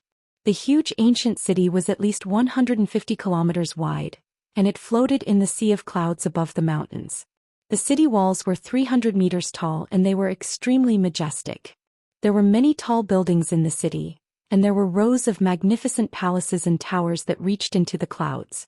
The setting sun in the afternoon shone on the huge city, and the countless glazed roofs reflected a dazzling golden light. Thick clouds and fog surrounded the huge city, and it didn't dissipate no matter how strong the wind blew. It even covered the huge city with a mysterious veil. Ji Tianxing looked at the ancient city from afar, and he only felt that it was both real and illusory. It was like a heavenly palace or a blessed land of immortals. Soon the flying vessel arrived outside the towering city and landed at the south gate. 2 rows of guards in golden armor stood at the foot of the city gate that was 300 meters tall. Each of them had a dignified aura and were extraordinarily mighty. Swoosh! With a flash of light, Taihao Yunqi put away the silver flying vessel. He, Ji Tianxing and Zhu Xian appeared and stood side by side at the city gate. The guards in golden armor guarding the city gate were about to interrogate the 3 of them about their identities and intentions. Seeing Taihao Yunqi and Zhu Xian, the guards in golden armor were stunned. Then, a look of reverence appeared on their faces, and they respectfully knelt down to pay their respects. Greetings, 7th son of God. Greetings, Your Highness Zhu Xian. The 2 rows of guards in golden armor knelt on both sides of the city gate respectfully. Taihao Yunqi ignored the guards, and led Zhu Xian and Ji Tianxing into the city through the city gate. The guards in golden armor didn't stand up until the 3 of them were far away, and they started to whisper to each other. The 7th prince and His Highness have returned from the lower world. Why did they bring back a young man? I heard that the 7th prince and His Highness went to Mount Godsealing. That young man should be a disciple of Mount Godsealing, right? It shouldn't be. The seventh prince and his highness personally escorted him to the holy nation? No disciple of God would receive such treatment. That white-robed young man must be extraordinary. There must be something special about him.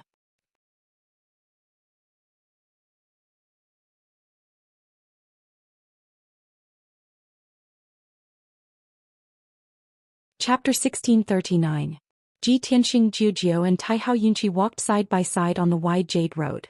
This straight and wide road led from the southern city gate to the plaza in the center of the city. After passing through the plaza in the center of the city, they continued to walk toward the northern district, where they saw an exceptionally sacred and magnificent palace complex. This was Taihao Palace. There were very few pedestrians on the jade road, and the ground was very clean and tidy. Many statues and stone tablets were erected on both sides of the road. Streets and alleys crisscrossed through the city. Rows of tall buildings and pagodas, as well as many exquisite palaces, were arranged in neat rows, making for a very grand sight. As the three walked, Jiujiu explained the situation of Taihao Kingdom to Ji Tianxing. This is Taihao City. 60% of the entire kingdom's martial artists are gathered here, and there are close to 6 million people. There are many spirit veins and precious lands outside the city, and there are many villages and tribes scattered around. Many rare races live here.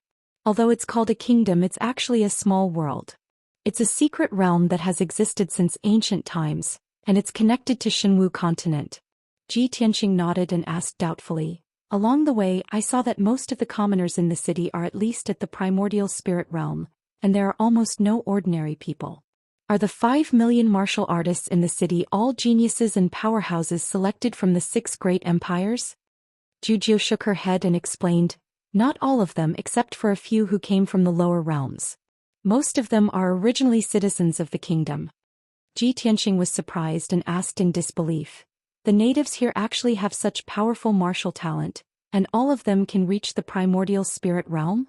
Jiujiu revealed a proud expression and nodded. "Although not all of them can reach the primordial spirit realm, they are close. After all, this is Father's kingdom. It has the most abundant cultivation resources in the world, and it's also protected by Father's divine power. Not to mention humans, even a bird or a demon beast can become an essence soul realm demon supremacy after a few hundred years of nourishment from divine power." Ji Tianxing nodded and said with some emotion, "It's truly blessed by the heavens. As expected of a kingdom, it's a miracle. By the way, why are there so many rare races living in the villages and tribes outside of Taihao City?" Jiujiu thought for a moment and explained, "It's said that in ancient times, there were tens of thousands of races on the continent. However, after a huge calamity and upheaval, many races perished. By the time Father took control of Taihao's kingdom, the various races were on the verge of extinction.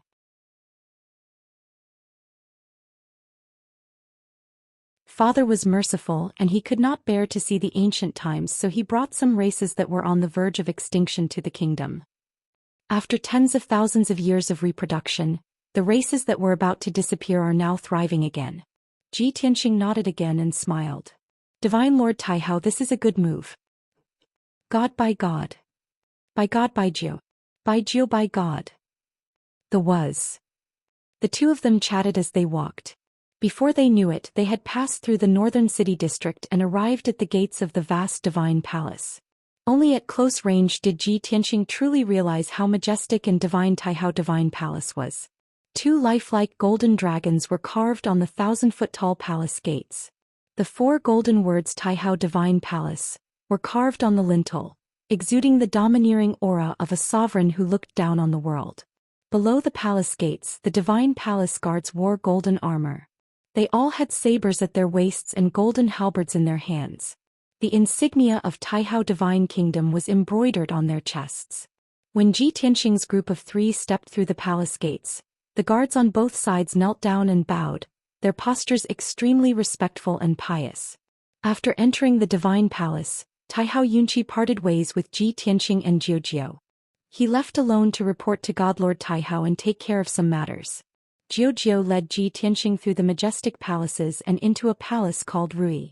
This resplendent palace was Jiujiu's personal residence. It was her personal residence. Inside and outside the palace, There were more than 100 golden armored guards and more than 100 maids and divine servants. Jiu settled Ji Tianxing in a guest room on the first floor, not far from the guest hall. Ji Tianxing meditated in the room and waited patiently for an entire afternoon. Only when night fell did Jiu come to find him. Tianxing, I just reported to Godfather. I will now take you to see him. Okay, thank you for your trouble. Ji Tianxing nodded and followed her out of the room. A few moments later, Jiu led him deep into the palace and into a bright and spacious study. The study was rather large and luxuriously decorated. It was a dazzling sight of gold everywhere. Under the northern wall, there was a large purple jade desk and a large purple jade throne inlaid with gems. On the desk were several ancient texts, a bronze incense burner, and a mysterious black stone half the height of a person. The black stone was oval-shaped and made of an unknown material. It flickered with white light and its use was unknown. Ji Tianxing looked around and saw that there was only him and Jiu in the study. He asked, Jiu, aren't you taking me to see the Divine Master? Why are you in the study? Jiu chuckled, Tianxing, don't worry.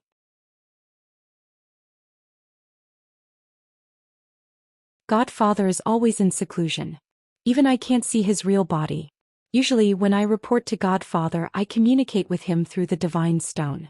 With that she formed a spell with both hands and shot out a dazzling white light into the mysterious black stone on the desk. Swoosh! The mysterious black stone lit up with a dazzling white light and condensed into a tall and mighty figure. This was a middle-aged man wearing a golden robe. He was tall and sturdy and had a dignified face.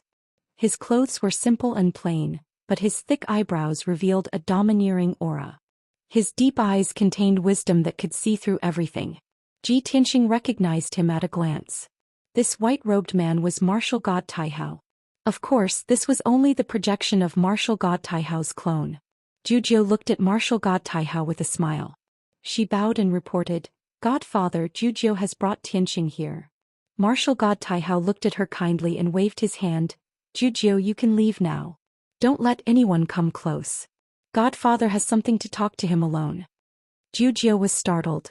She pointed at the tip of her nose and pouted, Godfather, even I can't listen? Of course. Martial God Taihao nodded slightly. His tone was kind but contained an unquestionable authority.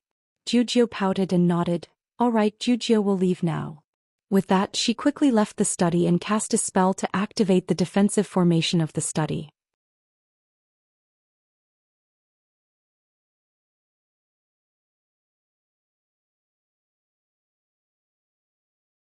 Chapter 1640. The secret room was so quiet that even the drop of a needle could be heard. Ji Tianxing and Martial God Taihao's clone looked at each other in silence. After a long while, Ji Tianxing finally spoke and broke the silence in the secret chamber. Greetings, Divine Master, he greeted Martial God Taihao with a cupped fist salute. Martial God Taihao finally came back to his senses. His expression was complicated as he said slowly, You're too similar. Not only do you look the same, even your bloodline and aura are the same. Ji Tianxing had been mistaken for Martial God Taihao a few times before, so he wasn't surprised by Martial God Taihao's reaction. He smiled and asked, Divine Master, are you talking about Kenshin? Of course. Martial God Taihao nodded and looked at him with sparkling eyes. He asked, if your cultivation wasn't so weak, I would have thought that he had returned. Ji Tianxing raised his eyebrows and smiled meaningfully. He asked, if he really did return, how would you react? Martial God Taihao was clearly taken aback.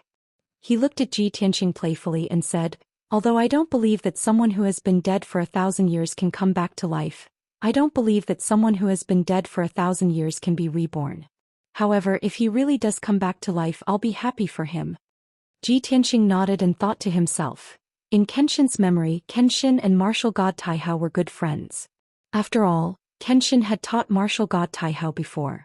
They had no grudges or conflicts of interest. Martial God Taihao should be trustworthy.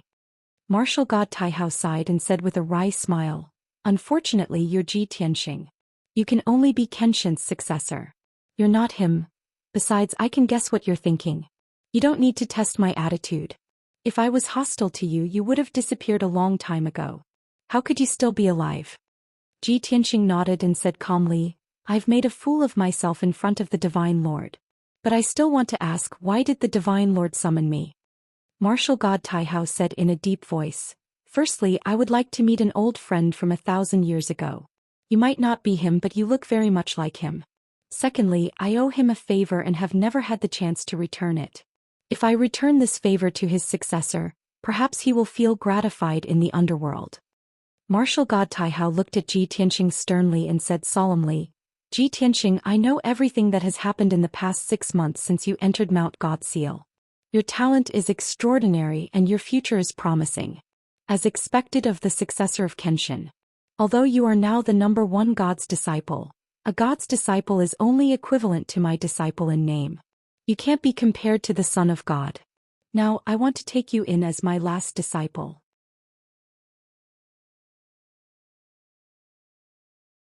If you agree, you will be my only disciple and your status will be equivalent to the eldest son of God. Ji Tianxing frowned when he heard Martial God Taihao's words, and a look of shock flashed across his eyes. He knew very well that although Martial God Taihao had 99 children, he had never taken in a single disciple in his entire life. If he agreed, he would become Martial God Taihao's only disciple, and his status would instantly rise by more than 10 times.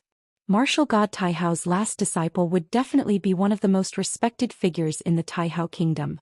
Even in the entire Shenwu continent, he would be one of the most respected figures in the world. If Ji Tianxing agreed, then he would have a meteoric rise, reaching the heavens in a single bound. From then on, he would be able to reside in the Taihao kingdom and enjoy the best treatment and cultivation resources. With Martial God Taihao as his backer, almost no one would be able to threaten him. However, Ji Tianxing still shook his head and refused after weighing the pros and cons for a moment. Lord Deity, Kenshin gave you pointers in the past, but unfortunately he left this continent before you could return the favor. This matter caused you to feel regret in your heart. Now you want to return this favor to me. I can understand your feelings and I am very grateful for your decision. However, I am very sorry that I cannot agree to it. Ji Tianxing's tone was very calm, but it was also very stubborn and resolute. Martial God Taihao frowned and revealed a look of disbelief. He asked, Ji Tianxing, have you really thought it through? You actually rejected me so straightforwardly? I know that your current situation is very bad. Not only are you enemies with the Outcloud Empire, but you are also being targeted by the powerhouses of the Ghost Clan. If you agree to this matter and become my last disciple, all of your problems will be easily solved. Ji Tianxing shook his head and smiled. A treasured sword's edge is sharpened, and the fragrance of plum blossoms comes from the bitter cold. Back then, Kenshin roamed the Shenwu continent and slaughtered his way from the west to the east. In a short 30 years he became a saint. What he relied on was not the protection of powerhouses, but the sword in his hand and his tenacious heart. As Kenshin's successor, I naturally want to imitate him. No matter what difficulties or dangers I face, I will solve them myself. Martial God Taihao listened quietly and stared at him in silence for a long time. After about 10 breaths of time, Martial God Taihao revealed a gentle smile and nodded. You really are too much like him. How great would it be if you were him? Since you have such aspirations, I will not force you. Of course, I will still deal with the matter of the Outcloud Empire. The 6 great empires have existed for thousands of years in peace and stability.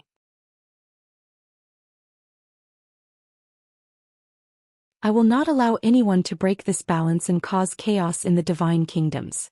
Ji Tianxing nodded in agreement and asked, since the Lord Deity already understands the cause of this matter, how will you deal with it? Martial God Taihao said in a dignified tone, the current chaotic situation was caused by Emperor Outcloud's greed. If he had not been so greedy, why would he have fallen into your trap and given up on the Outcloud Empire? I have already ordered the eldest son to lead the Divine Might Legion to the Outcloud Empire to capture Emperor Outcloud. He will be suppressed in the Divine Kingdom's endless black prison and suffer for 100 years. Ji Tianxing said calmly, Emperor Outcloud made a grave mistake and committed such a sin. The Lord Deity is only imprisoning him in the prison for 100 years. You are truly merciful. Martial God Taihao glanced at him and smiled. Ji Tianxing, you probably don't know about the endless black prison. Ask Juju when you have the chance. In addition, the great Emperor Chuyun was once my disciple and a rare martial sage expert. I can't kill him because of this, can I? Letting him reflect in the endless black prison for 100 years is already a severe punishment. Ji Tianxing saw that martial god Taihao had made up his mind and did not say anything else. He naturally hoped that martial god Taihao would give the order to kill Emperor Outcloud to prevent future troubles. However, this was not realistic. There were only a dozen martial saints in the entire divine kingdom. Killing one meant one less.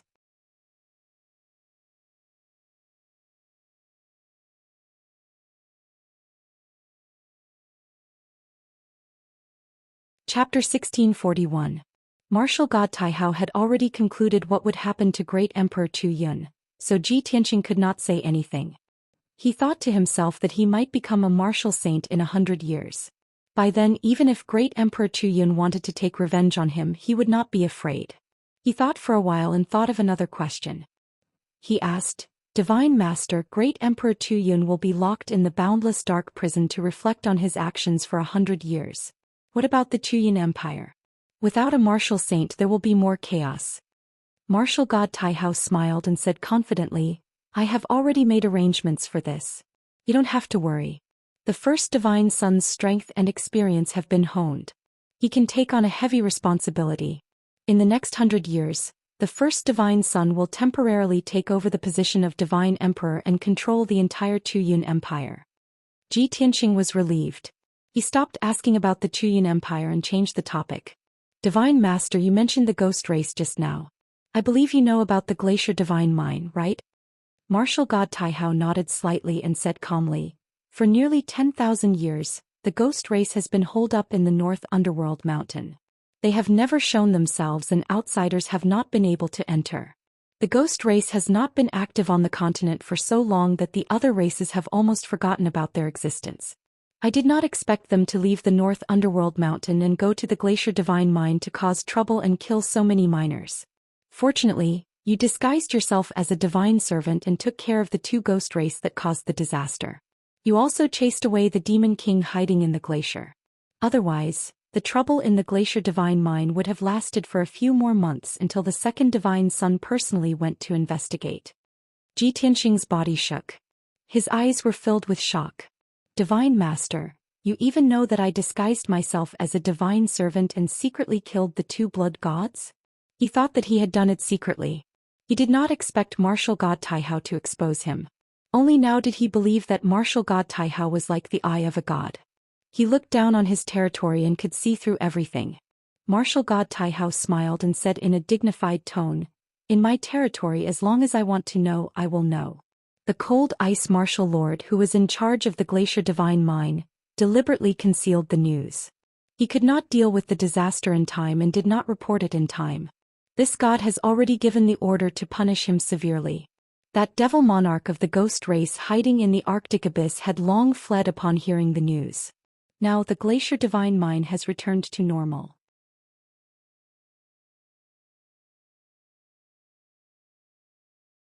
Ji Tianxing frowned and thought for a moment, then asked, Divine Lord, since the Ghost Clan has been hiding in the North Underworld Mountain for nearly 10,000 years and has never moved around the continent, why are you still here? Why did they leave the North Underworld Mountain and run to the Glacier Divine Mine to cause trouble? Martial god Taihao looked at him playfully and said meaningfully, Not only did a few Ghost Clan experts run to the Glacier Divine Mine to cause trouble, my spies have also found out that a large group of Ghost Clan experts have left the North Underworld Mountain and are moving around in my territory. As for why they left North Underworld Mountain and started to move around the continent, you should know better than I do. Their target is you. Ji Tianxing frowned and fell silent for a moment before saying, Divine Lord, to tell you the truth, when I first came to the Shenwu continent from the Tianxian continent, I was chasing after the ancestral demon god. You should have heard of the legend of the ancestral demon god, right? Martial god Taihao frowned and a look of disbelief flashed across his eyes. He asked in astonishment, The ancestral demon god? You chased it all the way to the Shenwu continent? How is that possible? Of course, this god knows about the legend of the ancestral demon god. The ancestral demon god was the primogenitor of the ancient demon race, and it was also one of the reasons for the ancient war. During the ancient war, countless deities and powerhouses from various races were massacred by it. It led 3,000 blood gods and wantonly massacred the people and powerhouses of various races, causing the ancient races to wither and perish. Today 99% of the ancient races have perished and only a few hundred races are left. But didn't the ancestral demon god fall during the ancient war? After the ancestral demon god fell, the remaining demons on the Xinwu continent were encircled and annihilated by the various races. Those that escaped the net retreated to Dark North Mountain and changed their names to the Ghost Race. They never dared to appear in the world again. Ji Tianxing nodded and said, originally the ancestral fiend god had fallen in the ancient war. But no one expected that a trace of its spirit remained, and it slept in the blood river of the demon race's sacred land for 30,000 years. After that, the demon king tried everything to revive the ancestral demon god. Although I killed the demon king, I couldn't do anything to the ancestral demon god and it escaped here. After listening to Ji Tianxing's explanation, martial god Taihao came to a realization and nodded. So that's how it is. A trace of the ancestral demon god's spirit was not destroyed, and it slept for 30,000 years before being reborn. This is simply inconceivable.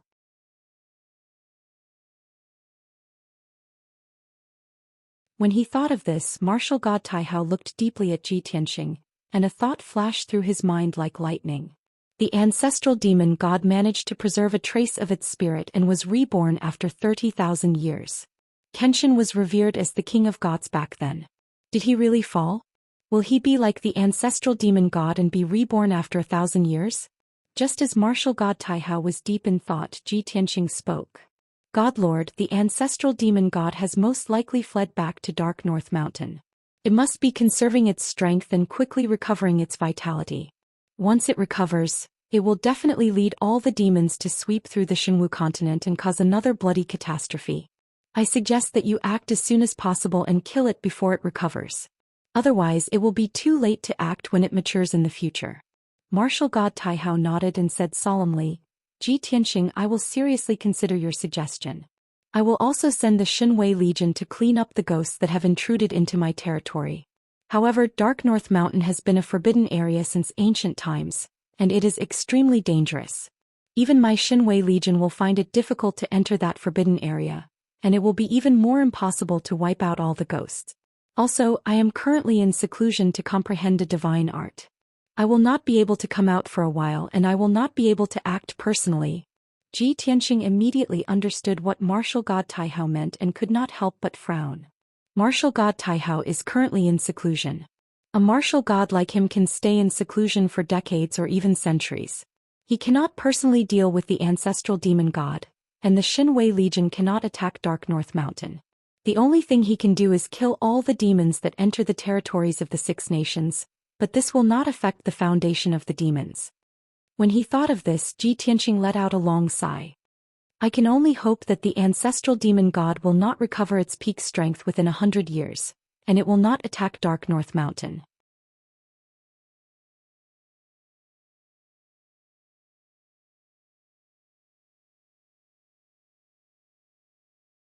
Chapter 1642. Ji Tianxing hated the demon clan to the core and wished he could kill the ancestor demon god as soon as possible to prevent future troubles.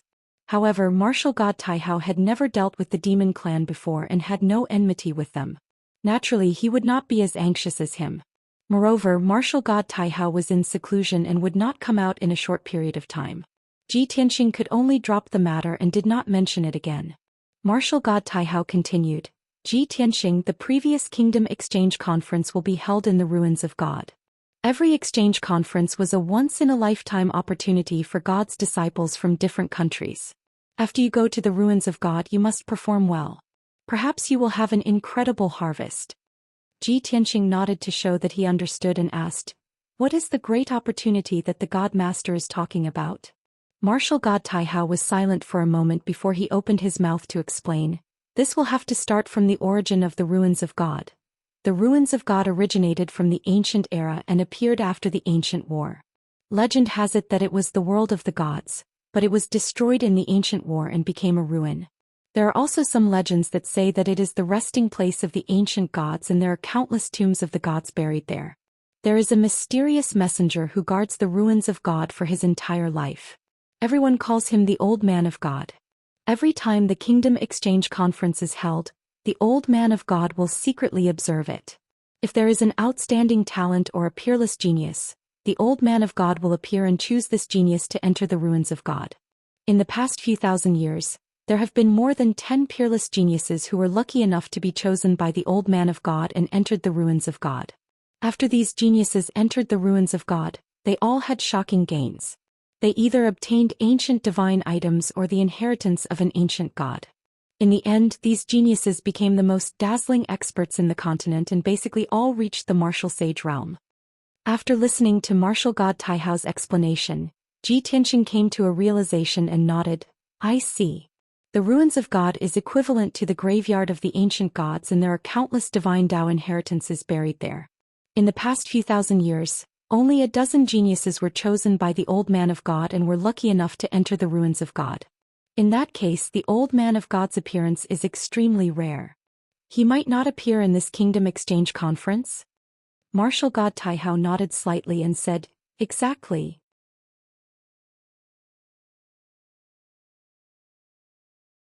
Whether or not the Old Man of the godly ruins will appear depends on whether or not there are any peerless geniuses among the God's disciples of the three divine kingdoms. Ji Tianxing nodded and said with a calm expression, If that's the case, then we can only let nature take its course. This matter cannot be forced. Martial God Taihao was just reminding him. He did not have high hopes. Then he changed the topic and said, Ji Tianxing, I heard from Jiu that you are looking for your lost wife? Exactly. Martial God Taihao said gently, It's like looking for a needle in a haystack if you want to find her on your own. Why don't I issue an order for the spies of the various empires to help you find them? You'll definitely be able to reunite with your wife soon. Ji Tianxing bowed and said, Thank you for your kindness, Divine Lord, but there's no need for that. I've already found her tracks. I'll be able to see her and reunite with her during the Kingdom Exchange Conference. Martial God Taihao raised his eyebrows. His eyes flickered with astonishment. Is your wife a god disciple of the other two kingdoms? Ji Tianxing did not hide it. He admitted it openly. That's right, my wife is now under martial god Luoshui. Martial god Taihao would find out about it sooner or later with his ability. He might as well be honest with him, which made him seem more upright. Martial god Taihao frowned slightly and asked in a deep voice, So you won't be returning to Mount God Ceiling after the Kingdom Exchange Conference? Ji Tianxing looked at him calmly and said solemnly, To be honest, I'll try to reunite with my wife. I might not be able to stay on Mount God Ceiling. However, I'll remember the Divine Lord's kindness and care. If the Divine Lord needs me in the future, I'll do my best to repay the Divine Lord's kindness. Martial God Taihao was silent for a while before he smiled and said in a playful tone, I'm only taking care of you because of Kenshin. Why would I need you to repay me? Besides, it'll be at least a few thousand years before I need you. With Martial God Taihao's strength and status, he was one of the three giants of the Shenwu continent. Why would he care about Ji Tianxing's repayment and help? Ji Tianxing also understood this point, so he didn't say anything else. Martial God Taihao continued, Everyone has their own aspirations, so I won't force you. If you want to go to Luoshui Kingdom, go ahead. After all, you're a descendant of Kenshin. If Luoshui knows about this, he'll definitely take good care of you. Of course, whenever you want to return to Taihao Kingdom, Mount God Ceiling will always open its doors to you. Martial God Taihao's tone and expression were calm and indifferent.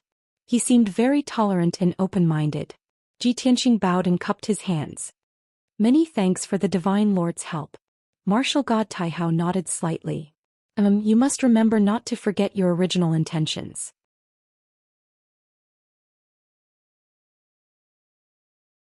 Don't ruin Kenshin's reputation. Right, you may go. After he finished speaking, Martial God Taihao's clone projection gradually dissipated and soon disappeared. The dazzling white light disappeared, and the mysterious black stone became dim. The study quieted down and the light returned to normal. Ji Tianxing quietly pondered for a moment before turning to leave. When he walked out of the study, he saw Juju standing outside. She had a gloomy expression on her face as she pouted and counted the time with her fingers. When she saw Ji Tianxing come out, she immediately revealed a joyful expression and hurried over to welcome him. Tianxing, you're finally out. Are you done talking to father? What did you talk about? Juju raised her head and looked at Ji Tianxing. Her small face was filled with anticipation, and her big round eyes were filled with excitement.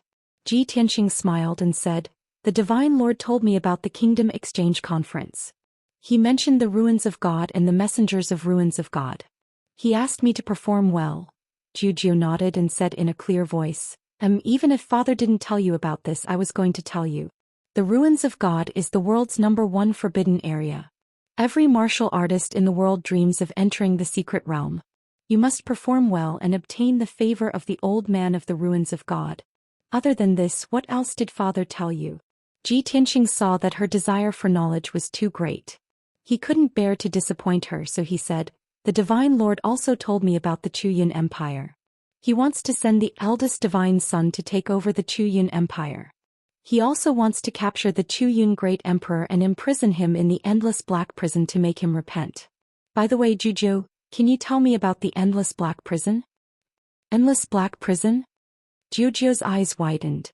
The smile on her small face disappeared and her eyes were filled with fear.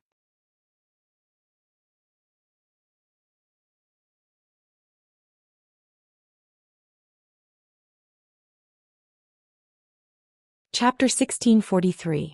Juju only revealed one sentence about the endless dark prison and did not mention anything else. Where was the endless dark prison? How terrifying was it? What dangers were there? He had no answer to any of these questions.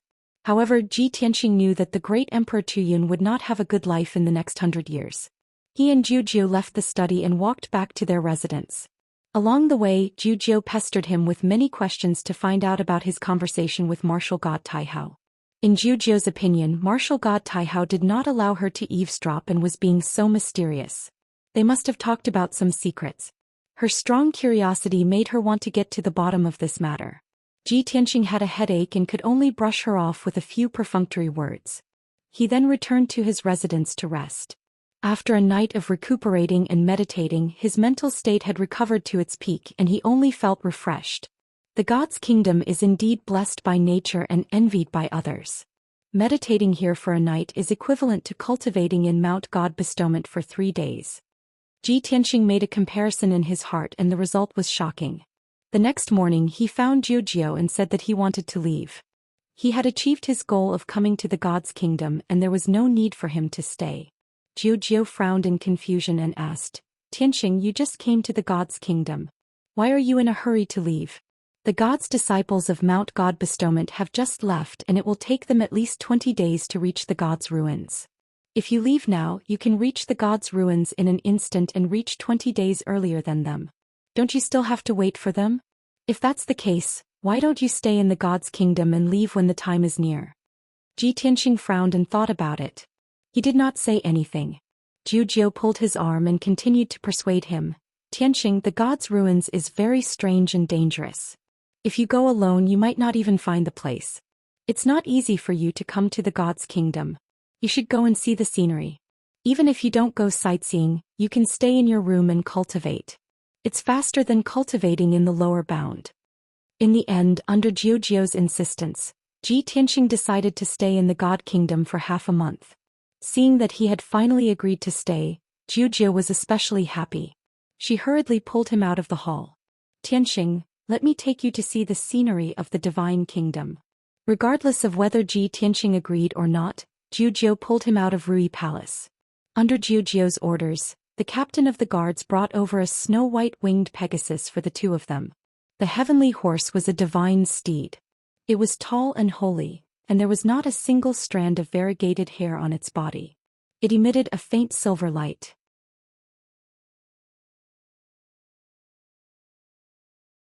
Juju brought Ji Tianxing onto the Pegasus. The Pegasus spread its pure white wings and flew into the sky. Shua! The heavenly horse was flying in the sky above Taihao City, gracefully circling and dancing in a leisurely manner. Juju pointed at the buildings in the city and took the initiative to introduce them to Ji Tianxing. "Tianxing, look over there. That's the market, the largest trading market in the city. Many martial artists trade there. Some rare treasures often appear there as well as many interesting things. Seventh brother and I often go there to take a look. Over there is the tower, the tallest building in the city. It was built by the royal craftsmen of the Divine Palace. It only took 3 days to complete. And over there, the largest palace is the 100 Clans Assembly. Usually, if there are any major events of the 100 clans outside the city, they will report to the 100 Clans Assembly. Zhu continued to introduce, feeling a little excited. Ever since she first met Ji Tianxing in the Xianpin Gate, she felt that Ji Tianxing was different from the rest. He was very special. This inexplicable feeling gradually deepened as she interacted more with Ji Tianxing. Because of this, she tried her best to persuade Ji Tianxing to stay. In the depths of her heart, she always wanted to spend a few more days with Ji Tianxing. Perhaps she could understand him better. Ji Tianxing listened quietly. Occasionally he would ask a question or two, and from time to time he would be amused by Zhu. Unknowingly, the Pegasus carried the two of them out of Taihao City and flew out of the city. Outside Taihao City there were rolling mountain ranges. They were basically deep mountains, great lakes, and thousands of feet high peaks. In some of the flatter mountain peaks and valleys, there were a few villages and tribes scattered around. Although these villages and towns were not big, they had a very long history. The houses and buildings had a special style and style. The small villages only had a few dozen families, and the population was only 100 or 200. The bigger towns had thousands of houses and buildings, and the population was as high as 10,000.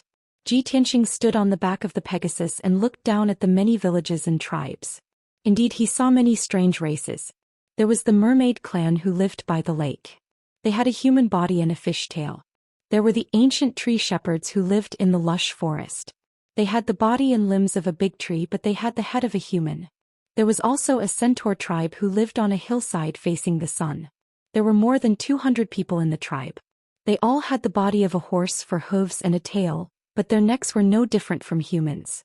There were also the rare Miluo lion men, silver star wolf men, ancient willow tribe, flower spirit tribe, and so on. Ji Tianxing had never heard of most of the races.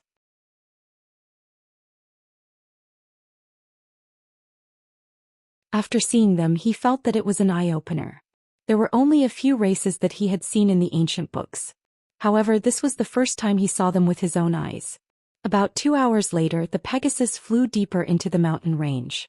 Zhu pointed at a 2,000 feet high peak in front of them and said to Ji Tianxing, "Tianxing, that's the Moon Fox Mountain, the territory of the Moon Fox tribe.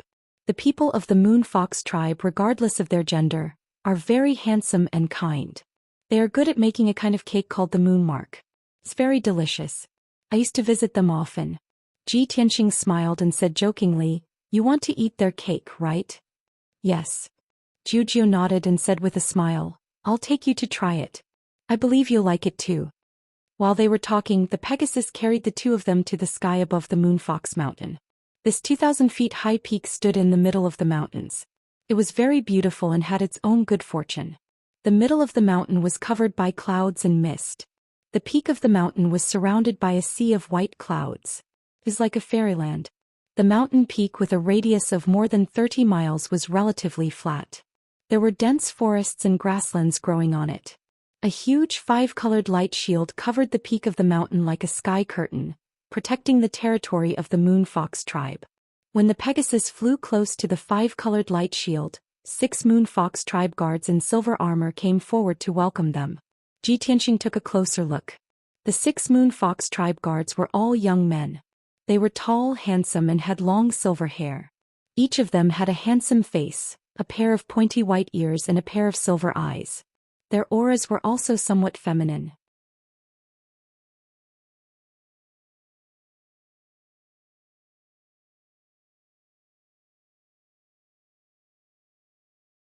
Chapter 1644. The 6 guards of the Moon Fox tribe recognized Zhu. They did not need to look at Zhu's identity token. They quickly opened the 5-colored light shield and bowed in unison. "Greetings, Your Highness." "Welcome to the Moon Fox tribe, Your Highness." All the guards greeted Zhu respectfully with smiles on their faces. Zhu waved at them and rode the Pegasus to the grassland at the peak of the mountain. Dozens of old houses and mansions were scattered on the flat green grass.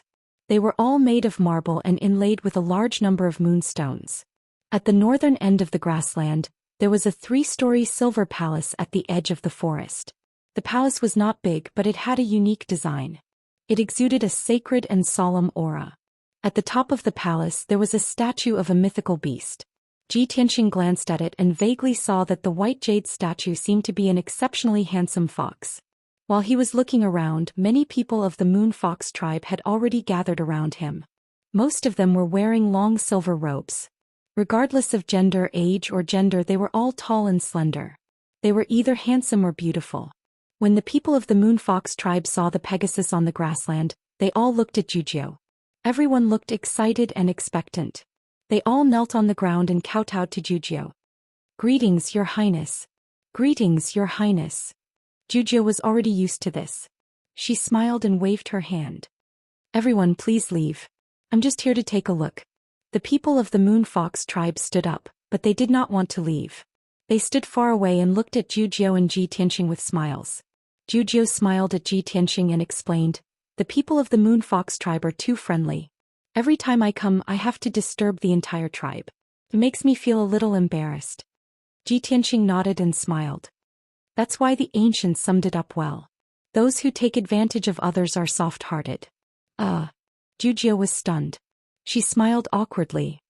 "It seems like what you said is true. No wonder I feel embarrassed." "That's easy. You just have to bring them some small gifts every time you come," Ji Tianxing said with a smile. "Good idea." Zhou nodded in agreement. The two of them chatted as they walked towards the house 1,000 feet away. It was a 2-story house with walls made of silverstar stones with fine veins. There were already some mottled traces of the vicissitudes of life. 2 silver foxes were engraved on the 2 light golden doors, giving off a somewhat demonic aura. The walls of the 2-story building in the courtyard were inlaid with rows of moonstones, forming a mysterious and special pattern that flickered with silver light. Zhou pointed at the small building and introduced it to Ji Tianxing. "That's Moon Dream's home. She makes the best pastries in the entire Moon Fox tribe."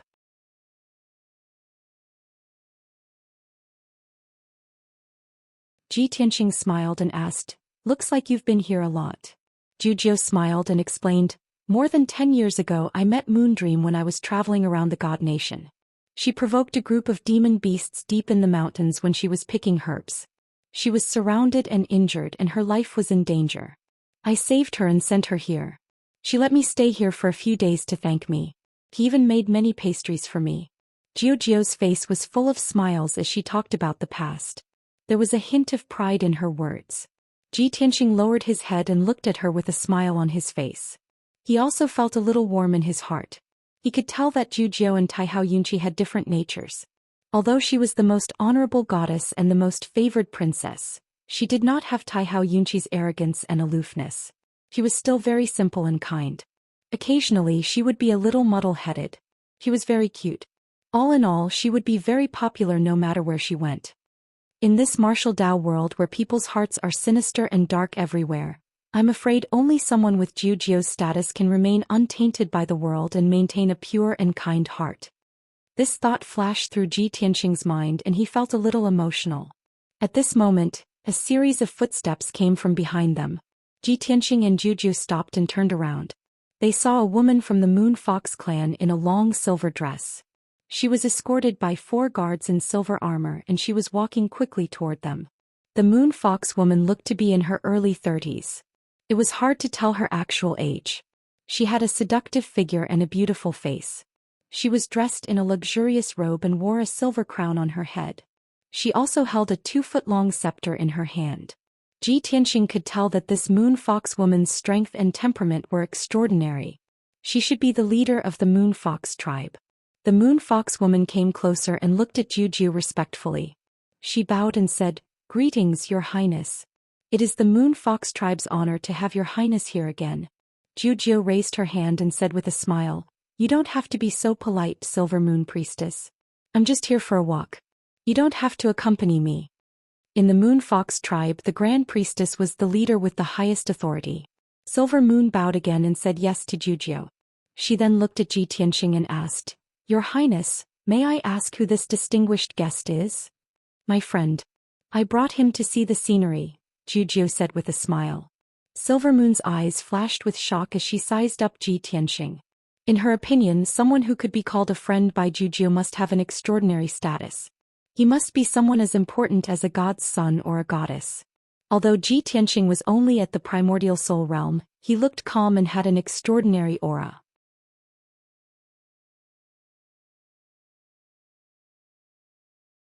Silver Moon couldn't see through him at the moment, so she bowed slightly and greeted him, expressing her welcome. Ji Tianxing only nodded slightly in return and didn't say anything. After a while, the Silver Moon priestess left with her guards. Zhu led Ji Tianxing to the front door of the house. She pushed the door open and stepped into the yard. A beautiful woman with a graceful figure in a silver silk dress was weaving in the courtyard. When she saw Zhu and Ji Tianxing enter, she quickly stood up and bowed in surprise. "Your Highness, why are you here?" Zhu nodded with a smile and said, "I'm here to see you. I also brought my friend to try your cooking." Then she introduced Ji Tianxing. "Tianxing, this is Moon Dream." Moon Dream bowed to Ji Tianxing and exchanged a few pleasantries. Then she pulled Zhu and said eagerly, "Your Highness, since you're here, I'll make some pastries for you later. Also, I'm planning to make a dress for you after I'm done." "Is that so?" Zhu was pleasantly surprised. She followed Moon Dream into the living room to see the unfinished dress. Ji Tianxing stood alone in the yard and looked around.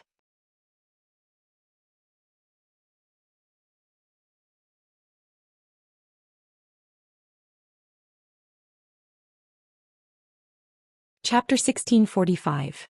"Old Ji, let me out." Qian Yu's voice suddenly rang out. It sounded anxious and excited. Ji Tianxing immediately stopped in his tracks and furrowed his eyebrows slightly. He secretly used his divine thought to ask Qian Yu, "Qian Yu, what happened?" Qian Yu hesitated for a moment before it said in a strange tone, "Old Ji, did you come to a strange place?" Ji Tianxing looked around and explained, "I'm in the Moon Fox tribe of the vast divine kingdom. I heard from Zhou that this is an ancient tribe that originated from ancient times. Judging from the style of the people and the architecture of this tribe, it is indeed a little special." Qian Yu was silent for a moment before it changed into an excited tone. It said expectantly, "Old Ji, you're in the divine kingdom and in an ancient tribe? Let me out quickly. The scenery in the divine kingdom must be beautiful. I want to see it too. I think I heard you say something about delicious food. I want to try it too." Qian Yu's change in tone made Ji Tianxing feel that something was wrong. "Don't you need to cultivate in seclusion? Why did you come out at this time?" Qian Yu said sarcastically, "Cultivating all day long will make my brain stupid, okay? I also need to rest and relax. Old Ji, you won't be so cruel to me, right?" Ji Tianxing knew its character and knew that there was something wrong with it. He said in a serious tone, "There must be something wrong. Tell me honestly, what do you want?" Qian Yu hesitated for a while before it told him the truth. "Old Ji, I don't know what's going on either. I vaguely feel that this place has something to do with me. Let me out and I'll see for myself. Then I'll know what's going on." Ji Tianxing turned his head to look at the only palace in the tribe. He stared at the fox statue at the top of the palace and observed it for a while. Ever since he came to the Moon Fox tribe, he noticed that there were fox pictures and statues everywhere in the tribe. The fox was not an ordinary demon beast. It was very majestic and had a bit of a celestial aura. After hearing Qian Yu's words, he also felt that something was wrong. After considering for a moment, he nodded in agreement. "I can let you out, but you must behave yourself and don't cause trouble for me." "Of course you still don't believe me." Qian Yu of course promised. Ji Tianxing was relieved and opened the exit of the sword world. Chua. With a flash of icy blue light, Qian Yu flew out of the sword of burial of heaven.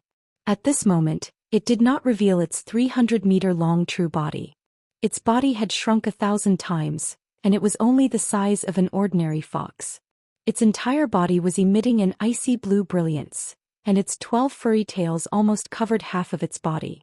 After landing on the ground, it looked around with a cunning look in its eyes. Ji Tianxing was just about to remind it not to run around when Zhu and Moon Dream walked out of the room.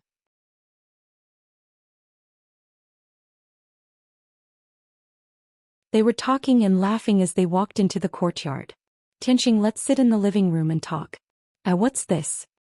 Zhu was talking to Ji Tianxing when she suddenly noticed Qian Yu and her eyes lit up. Moon Dream also saw Qian Yu and her body shook. She stared at Qian Yu with her eyes wide open. However, before they could see Qian Yu's face clearly, Qian Yu flew out of the house and disappeared in the blink of an eye. Ji Tianxing frowned. He was about to send a voice transmission to Qian Yu to call it back. Zhu came up and asked curiously, Tianxing, is that little beast your pet? Ji Tianxing nodded. She looks quite cute. Why haven't I seen her before? Juju stuck her head out and looked around. There was some anticipation in her eyes. Moondream's expression was complicated as well.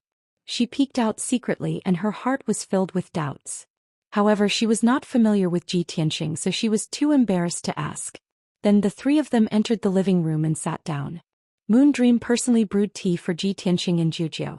She also brought some spirit fruits before going to the kitchen to make some pastries. The tea was the Moon Fox Clan's Star Spirit Tea. It tasted refreshing and one would have rolling spirit chi after drinking it. The spirit fruits were also a species unique to Mount Yaoyu. They were very attractive and contained wisps of star power. After Ji Tianxing ate the two spirit fruits, the star power merged into his body and subtly tempered his body. After all, he had cultivated the galaxy body tempering art and could absorb the star power to temper his body. The spirit fruits on Mount Yaoyu were very beneficial to him. Unfortunately, he was worried that Qianyu would cause trouble, so he was distracted and could not focus on refining the star power. About an hour later, Moondream finally finished her work. She brought a plate of fragrant pastries to Ji Tianxing and Juju. There were 8 crescent-shaped pastries on the simple silver tray. Each pastry was light silver and emitted bits of starlight. They were like the moon that had shrunk millions of times. The pastries were very exquisite. Even the texture was very particular. They also contained rich star power, which was very beneficial to cultivators. Juju had been thinking about it for a long time. She eagerly picked up a pastry and tasted it. Ji Tianxing did not stand on ceremony and started tasting the moon mark. Moondream looked at the two of them expectantly, waiting for their comments. When the two of them were satisfied and full of praise, a smile bloomed on her face, revealing an expression of pride and honor. However, just as Ji Tianxing and Juju were tasting the delicacies and Moondream was blissful, there was a sudden exclamation. Oh my God! Everyone look! What's going on? The divine fox has appeared. A sudden clamor sounded in the air above the grassland.